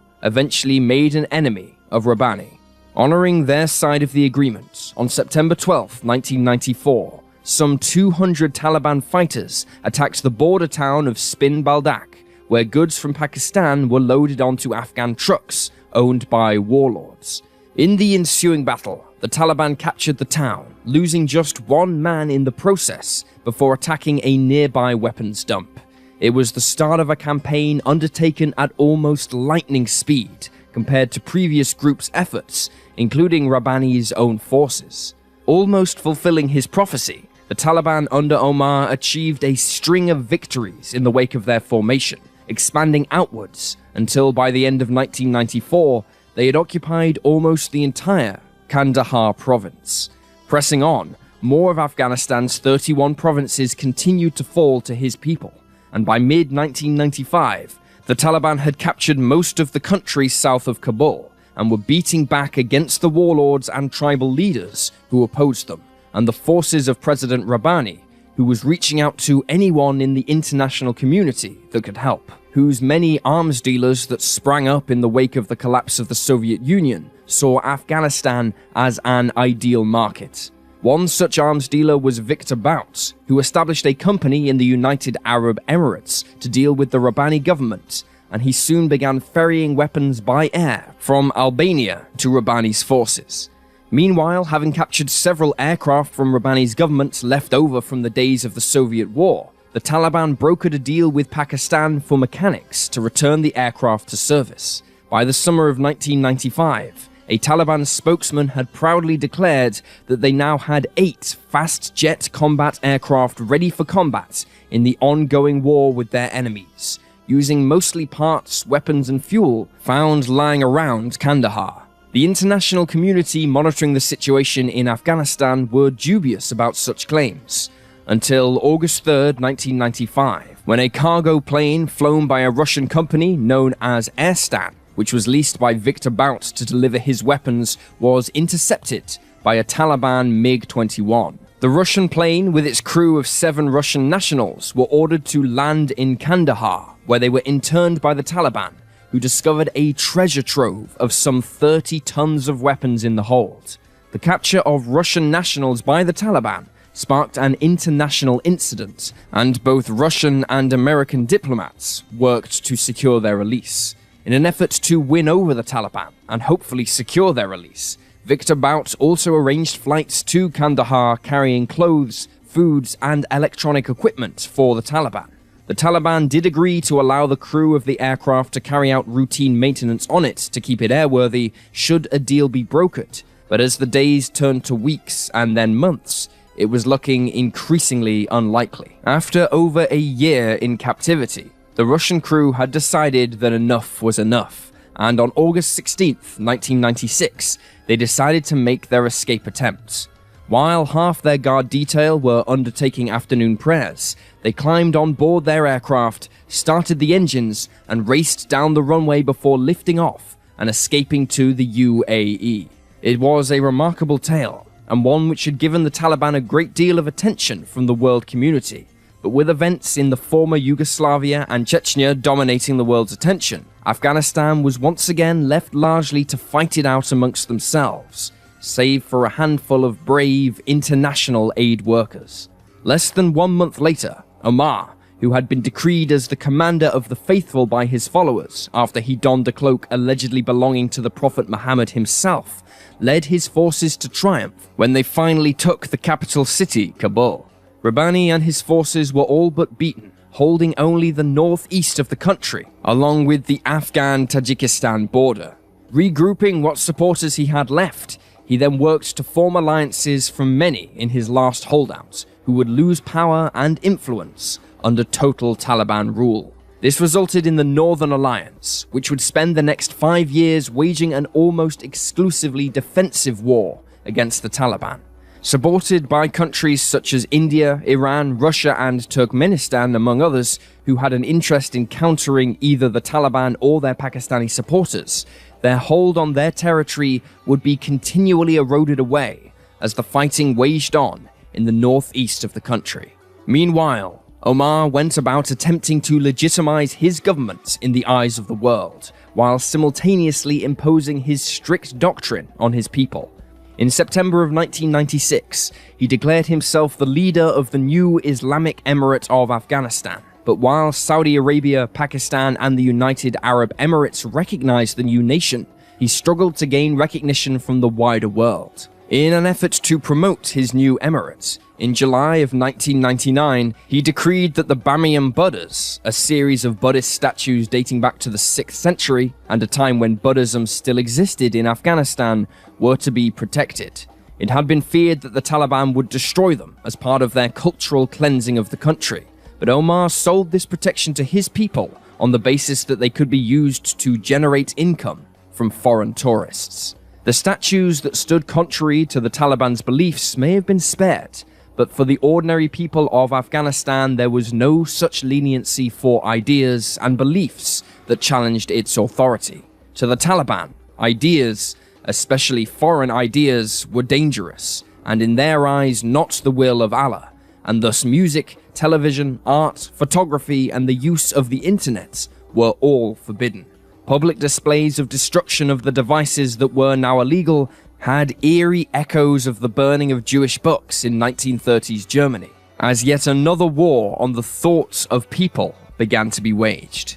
It was not enough to be a Muslim under the Taliban, but instead you had to subscribe to their strictest interpretation of Islam and Sharia law. There was no tolerance for any form of dissent, and anyone caught violating the will of the Taliban were accused of violating the will of Allah and severely punished for even the most minor of offenses.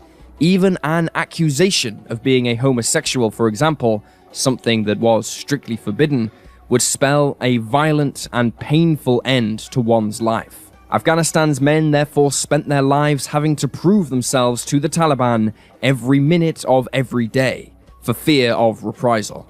For the women of Afghanistan, even worse was to come, as the Taliban instigated what could be described as gender apartheid.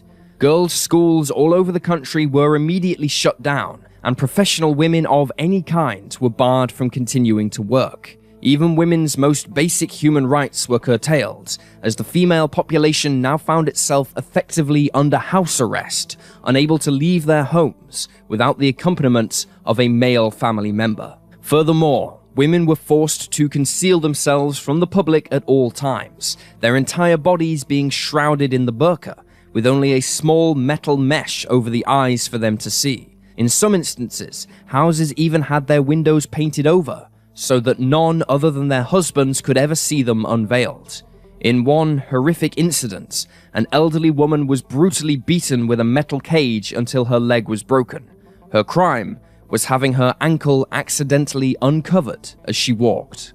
This restriction even extended to medical professions, which led to serious health issues for women during the early days of the Taliban regime, for a male doctor could not examine a female patient, but at the same time, women were not allowed to train or practice in the medical profession. As such, women under the Taliban suffered from numerous medical conditions that were often life-threatening or life-altering that men could get treatment for. As with many populations throughout history who find themselves oppressed, many women under the Taliban were forced to go underground in an effort to get what they needed. Women trained in the most rudimentary of medical practices offered their services to their fellow women whenever they could, and often with clandestine help from friends and family overseas or some aid organizations.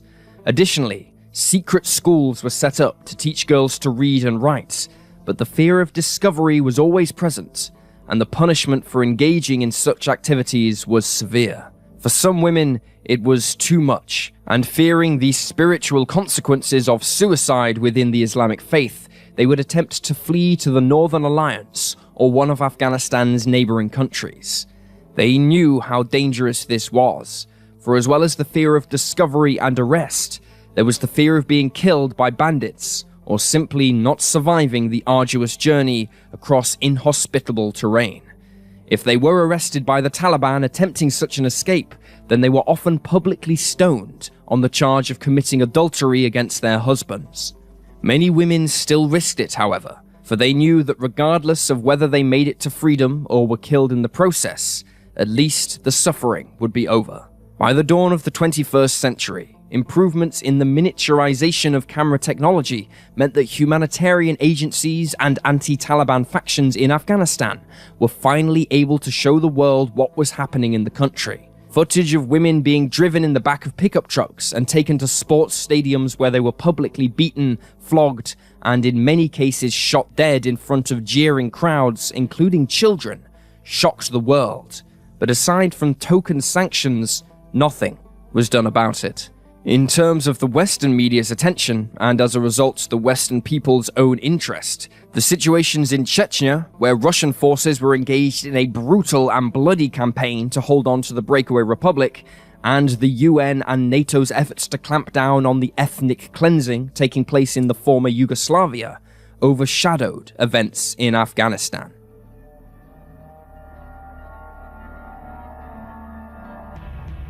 Western intelligence services, on the other hand, were paying much closer attention to Afghanistan, than most of their own people did. In the mid-90s, Afghanistan had become something of a beacon of hope to radical Islamic terrorist groups. It served as a symbol of what they saw as the faithful's first great victory over the Western non-believers they sought to destroy after their defeat of the Soviet army. Now with the Taliban largely in control, Afghanistan could be molded into the modern radical Islamic state and provide a base from which they could train their fighters to wage jihad against the ultimate prize, the United States and Israel. While numerous small groups had links with the Taliban or operated in Afghanistan, without doubt the most significant was the Al-Qaeda terrorist network. The organization began to move much of its base of operations from Sudan and continental Africa, where they were increasingly being clamped down upon by the US network, back to Afghanistan, where American influence was significantly weaker. There they could plot, prepare, and train for upcoming attacks against the West under the hospitality of the Taliban. What made Al-Qaeda a greater threat than most jihadi groups of the period was just how intricately woven the organization was in the global jihad campaign. While Al-Qaeda was relocating to Afghanistan, US intelligence made contact with an Al-Qaeda operative who wished to leave the organization and traded information for American protection. Under interrogation, this defector explained that its leader, Osama bin Laden, was now the head of a multifaceted global jihadi organization with a board of directors made up of the leaders of various groups, either allied to Al-Qaeda or having simply been absorbed by it. Western intelligence had been monitoring their one-time ally against the Soviets since 1989, including his return to Saudi Arabia, where he received a hero's welcome. However, his relationship with his homeland soon turned sour in the wake of Saddam Hussein's invasion of Kuwait in August of that year, and the Iraqi army's threatening of the Saudi kingdom. Bin Laden approached the Saudi royal family and offered to use his network of radical Islamic fighters to help defend Saudi Arabia from Saddam. However, King Fahd did something that was totally unthinkable to Bin Laden. He asked the United States and their Western allies for help. Bin Laden was outraged and left Saudi for Sudan, where he began consolidating his power and using his wealth to promote and support jihad against the non-believers and any Islamic government or agency who worked with them. In 1993, he publicly praised an attack on the World Trade Center in New York City after a truck laden with explosives was parked in the basement car park beneath the Twin Towers, the intention being to topple the immense buildings over with the blast. While the attack failed in this regard, 6 people were killed and over 1,000 injured. But more than that, it shook the American people to the core, as the attack was, at the time, the worst terror attack on US soil in history. Bin Laden would not forget these facts. By the time Bin Laden arrived in Afghanistan in 1996, he had lost his Saudi citizenship for his support of terrorism. On assessing Bin Laden's direct influence on the wave of Islamic terrorism in the 90s, Western intelligence analysts believed he was primarily functioning in the role of financier and promoter, but the defector to the West rebuffed this notion in 1996, stating that Bin Laden was actively involved in the direct plotting and preparation of attacks. Bin Laden wasted no time in continuing his war against the West after reaching Afghanistan, and in August of 1996, the London-based Arabic newspaper Al-Quds Al-Arabi posted a 26-page document written by Bin Laden entitled The Declaration of War Against the Americans Occupying the Land of the Two Holy Places. This was Al-Qaeda's passing of an Islamic law outlining jihad against the US and its allies, a fatwa. In the fatwa, he outlined the crimes he accused the non-believers of committing against Muslims around the world, stating, quote, "It should not be hidden from you that the people of Islam have suffered from aggression, iniquity, and injustice imposed upon them by the Zionist Crusaders Alliance and their collaborators, to the extent that the Muslims' blood became the cheapest and their wealth as loot in the hands of the enemies. Their blood was spilled in Palestine and Iraq, All of this, and the world watch and hear, and not only didn't respond to these atrocities, but also with a clear conspiracy between the USA and its allies, and under the cover of the iniquitous United Nations, the dispossessed people were even prevented from obtaining arms to defend themselves. With the fatwa issued, bin Laden and Al-Qaeda continued the recruitment and training of jihadists in Afghanistan. Yet, while Al-Qaeda frequently made mention of their links to Mullah Omar's government, claiming to function in a subservient manner to the government in Kabul after 1996, it seems that this was seldom the case. Even with Al-Qaeda aiding the Taliban in their cultural reformation of the country and the fighting against the Northern Alliance, the arrival of bin Laden in his newly formed country seemed to be causing Omar a great deal of trouble, not only from the international community, but from within his own government, who questioned the wisdom of hosting a terrorist organization actively at war with the West, and the kind of attention that would bring when they were otherwise generally turning a blind eye to the Taliban. Perhaps recognizing the forces trying to influence Omar against him, and remembering his embarrassing withdrawal from Sudan, bin Laden worked to keep Omar sweet whenever the opportunity presented itself. In 1997, bin Laden used his organization's wealth and manpower to instigate projects such as building roads, schools, mosques, a dam, and even a large house for Omar's family in Kandahar province. Bin Laden delegated these projects to his subordinates, but through either mismanagement or lack of funds, which instead went to fund the global jihad, many of these proved to be empty promises and were seldom fulfilled, which antagonized the local Afghan population, who saw many of these foreigners coming into their province and living relatively lavish lifestyles compared to their abject poverty. This resentment spread to many leaders in the Taliban, whose opposition was being charmed away by bin Laden and his wealth, and slowly this resulted in many within the Taliban upper hierarchy being brought around to supporting Al-Qaeda's international ambitions. On February 23, 1998, bin Laden met with 4 other key Islamic terrorist organizations, where they declared a second fatwa that authorized terrorists to kill indiscriminately Americans and Israelis. The 5 signatories identified themselves as the World Islamic Front for Jihad against Jews and Crusaders, and declared the fatwa in opposition of what they saw as an ongoing American military occupation of Saudi Arabia and Iraq, and American support for Israel. Despite revoking his citizenship, the government in Saudi was particularly alarmed by what this could mean for its relationship with the United States. And so in June 1998, Prince bin Faisal Al Saud, who was at the time head of the Saudi intelligence, traveled to Afghanistan to meet with Omar. The Saudi prince outlined his country's position on the matter of bin Laden, demanding that either the Taliban expel him and Al-Qaeda from their country, or alternatively, hand him over to Saudi authorities, or there would be consequences concerning the relationship between the two nations.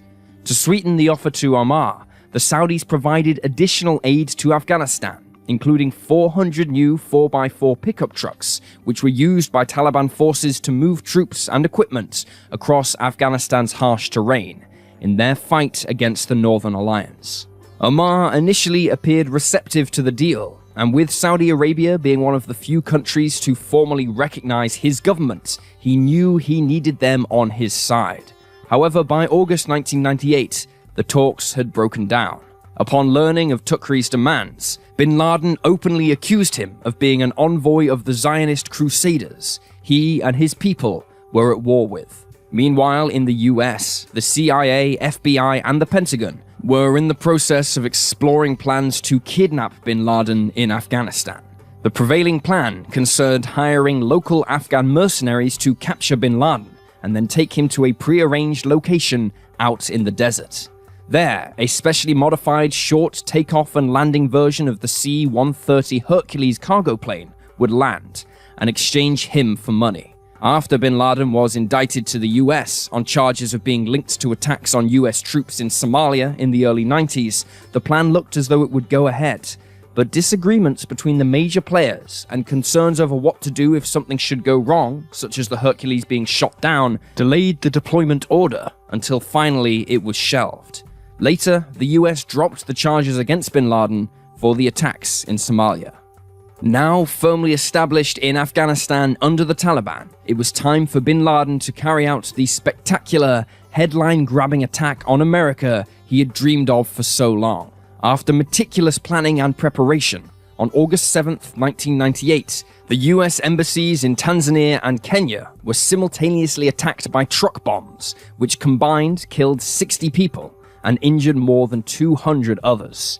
The attack was carried out by an Al-Qaeda affiliate group known as Egyptian Islamic Jihad, but it was suspected that it was orchestrated by bin Laden, given that the date of the attack was the 8th anniversary of American forces arriving in Saudi Arabia to combat Saddam.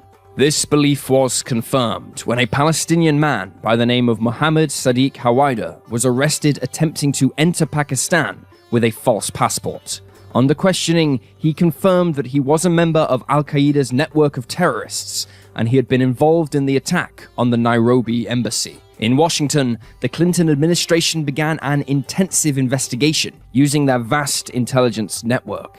They soon began to amass evidence that more attacks were in the pipeline and that bin Laden was also attempting to acquire weapons of mass destruction in the form of chemical weapons to deploy against American population centers. Thus, bin Laden was placed in the FBI's 10 most wanted list, and for the first time, the American people at large knew of the man who had declared jihad against them. He had seemingly finally achieved his ambition of hurting America in a spectacular fashion, and his position as the premier jihadist leader had been secured, but there was a price to pay. A week later, on August 14th, 1998, 4 US Navy warships and 1 submarine cruising in the Arabian Sea began ejecting Tomahawk cruise missiles from their launchers.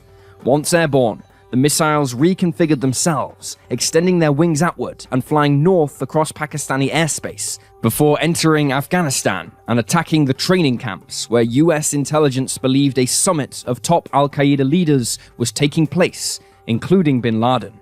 Dubbed Operation Infinite Reach by the US, the goal was to simultaneously eradicate as much as Al-Qaeda's upper echelon as possible and destroy its ability to manufacture chemicals that could be weaponized. In the latter case, warships in the Red Sea also fired Tomahawk missiles at a site in El Shifa in Sudan, which was believed to be creating chemical weapons for bin Laden. Both the training camps and El Shifa took heavy damage in the attacks, with Taliban sources claiming 21 had been killed and many more injured, including civilians. Speaking to the American people, President Clinton outlined his administration's intentions with the attack, stating, "Our target was terror. Our mission was clear, to strike at the network of radical groups affiliated with and funded by Osama bin Laden, perhaps the preeminent organizer and financier of international terrorism in the world today."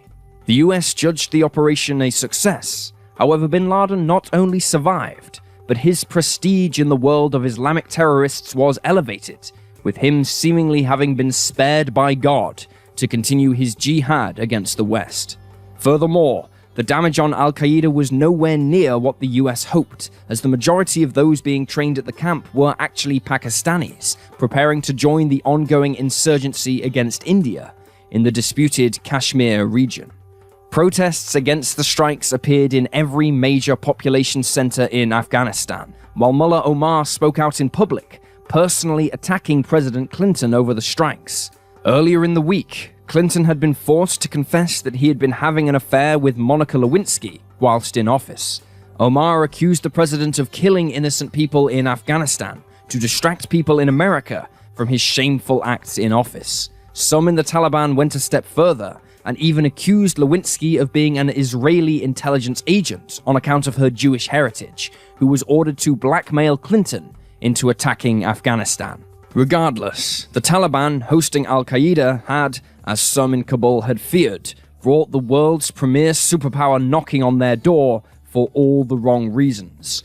But in that extraordinary week of 1998, Mullah Omar and the Taliban had a possibly more pressing emergency developing in the West. Less than 24 hours after bin Laden's attacks on US embassies, Taliban forces were embroiled in battle with the Northern Alliance in Mazar-e-Sharif, where Iran had a consulate. The Shia's revolutionary government in Iran had sympathized with the largely Shia Northern Alliance against the Pashtun Taliban, much to the latter's anger. Consequently, a number of Iranian truck drivers had been captured and held by the Taliban, driving weapons and supplies to Northern Alliance groups. As Taliban forces encircled the consulate, a small group of them entered and killed 10 Iranian diplomats and a journalist. Omar claimed that the killers acted without authorization, but this did nothing to temper emotions in Iran's capital, Tehran, where the government of Ayatollah Khomeini warned of a great war about to engulf the region. Making good on this promise, the Ayatollah deployed some 200,000 troops to the border, backed up by tanks and aircraft. The UN swiftly began a diplomatic effort between Iran, the Taliban, and Pakistan, who Iran was claiming had deployed combat aircraft in support of Omar's forces. This was the first time Mullah Omar had spoken to anyone from the UN who wasn't Pakistani, and in the eyes of many observers, the talks were seen as the first recognition of the Taliban as the legitimate government in Afghanistan, if not officially, then certainly practically. UN negotiations managed to avoid military action by Iran and achieved the release of 45 of the captured truck drivers and the bodies of the dead diplomats for burial. However, efforts to improve relations between Kabul and Tehran failed, leading to a ramping up of support for the Northern Alliance, who began receiving vehicles and even helicopters from Iran and Russia. In a bizarre twist in the story of world politics, therefore, the Taliban had managed to achieve something few others around the world could, and that was essentially putting Iran and the United States on the same page regarding their attitudes toward Afghanistan. At the same time, other governments were keeping a close eye on Afghanistan, which was increasingly looking as though it was a threat to nearly everyone, with the Taliban's links to terrorism. Unable to guarantee their safety, the UN began pulling aid workers and diplomats out of Afghanistan after an Italian military officer was shot dead and a French journalist wounded in Kabul. Unfortunately, it was the Afghan people who suffered most by this decision, for often it was the only humanitarian and medical help they could get. Aside from Al-Qaeda and the Pakistani groups fighting in Kashmir, other terrorist groups who made a base camp in Afghanistan included the Islamic movement of Uzbekistan, who waged a terrorist campaign in neighboring Central Asian countries. Other, smaller groups with more focused ambitions, like establishing independent Islamic states in countries where Muslim majority populations were being oppressed, like China, had also found a home there. It seemed that by the dawn of the year 2000, the Taliban's Afghanistan was at the forefront of an impending wave of Islamic fundamentalism about to sweep across the world. It was the world's training camp for Islamic fundamentalist terrorists, but it was not going unnoticed. By the year 2000, Afghanistan was lost in the diplomatic wilderness, having been shunned by virtually every major country in the world for their housing and support of terrorist groups. Only their old ally Pakistan, which itself had become an international pariah following its nuclear weapons program in the late 90s, continued to offer significant support. This only reinforced the view that many Afghans had of the outside world, that it was there to destroy them and their way of life, particularly with how the country was portrayed in Western media over their treatment of women. This was especially perplexing to the Taliban, who couldn't understand why the world viewed them so harshly regarding women. From their ideological perspective, they were actually protecting women both spiritually and physically from harm in a poor country ravaged by warfare. Regarding the question of education, Omar eventually recognized that some education was necessary for women, and in Kabul, there was a girls' school that taught a select few from age 7 upwards, and eventually women were also allowed to train as medical professionals so they could work in female sections of gender-segregated hospitals. But neither of these were universal across the whole of Taliban-controlled Afghanistan. The problem with viewing the Taliban in this period is that it is unfair to compare them to a Western government with federal authority over smaller local governments who deal directly with their people. Instead, the Taliban government was more of a cooperative affair, with tribes and factions agreeing to work with Omar towards his political goals. But these goals were not laws. So while some girls were given basic education in Kabul, the very notion of this happening out in the countryside was dismissed out of hand. Consequently, by 2000, the Taliban found that cracks were beginning to appear in the harmony of the organization. The Taliban's requirements for more and more men to leave their communities to fight against the Northern Alliance quickly bred resentment, as did the Taliban's taxations, both of which sapped local economies and undermined local leaders. Omar always blamed a lack of money and foreign aid that was withheld by the international community for much of the country's hardship. And so, when on January 13th in the year 2000, Taliban guards stole the equivalent of $200,000 from the treasury they were supposed to be guarding, the country's economy came to a shuddering halt for several days.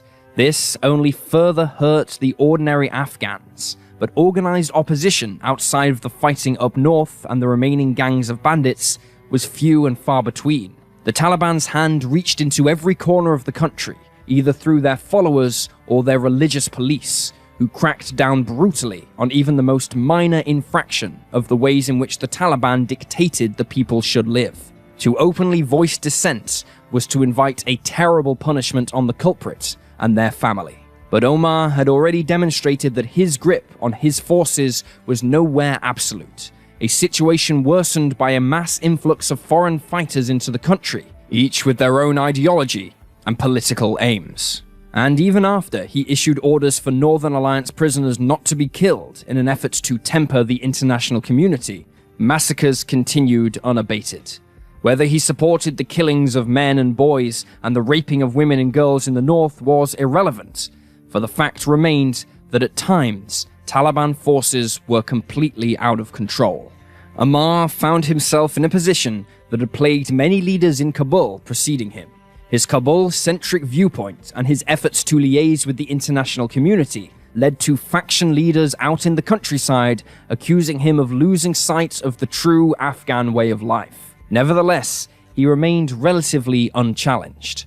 On February 6, 2000, the plight of the civilian population under the Taliban was briefly thrust into the world spotlight again, when two brothers, Ali and Mohammed Safi, led a group of 9 men who proceeded to hijack a Boeing 727 belonging to Afghanistan's national airline. The aircraft was on an international flight between Kabul and Mazar-e-Sharif, but once the hijackers had taken control, they ordered the pilots to instead fly to the United Kingdom, where they landed at Stansted Airport after 2 refueling stops, including one in Moscow. The hijacking ended on February 10th, when the men were arrested by British authorities. During questioning, the men explained that they had taken this dramatic and dangerous step in order to escape the Taliban regime, and while convicted criminals, it was agreed by a British court that extraditing them back to Afghanistan was a violation of their human rights, as it would certainly be akin to torture and death. In the wake of the hijacking, more attention was paid on the Taliban's treatment of the people under its control and its links to Islamic extremism. Later that year, the country was hit by a serious drought that threatened thousands of Afghan lives, but despite appeals from the Taliban to the international community for aid, only a trickle of what was needed came through, as the prevailing belief was that it would mostly be pilfered by the Taliban for themselves, or that the aid workers would be taken hostage, as happened when a group of Western teachers were arrested and accused of promoting Christianity. Meanwhile, the war with the Northern Alliance waged on, and in July, the Taliban launched a fresh summer offensive against their old enemies north of Kabul. This included a number of Soviet-era tanks and aircraft, yet they proved unable to make any significant gains. And so, in July, they launched another offensive to the northeast of the capital city. Their primary objective was to cut off the Northern Alliance's supply lines from Tajikistan, and this saw indiscriminate bombing of civilian population centers suspected of being loyal to their enemy. Some 150,000 Afghan refugees took the dangerous path of attempting to flee to Tajikistan to escape the bombing. In response, the UN placed more and more sanctions on Afghanistan, and thus becoming more and more isolated from the international community. Omar saw no further reason to protect the Bamiyan Buddhas, and on February 26, 2001, he had them destroyed. The world looked on at Afghanistan as a near medieval country, now totally out of control. But again, the Western population viewed the situation as someone else's problem. How could it possibly impact them in any significant way? That was still the prevailing thought on one relatively normal Tuesday morning in New York City, September 2001.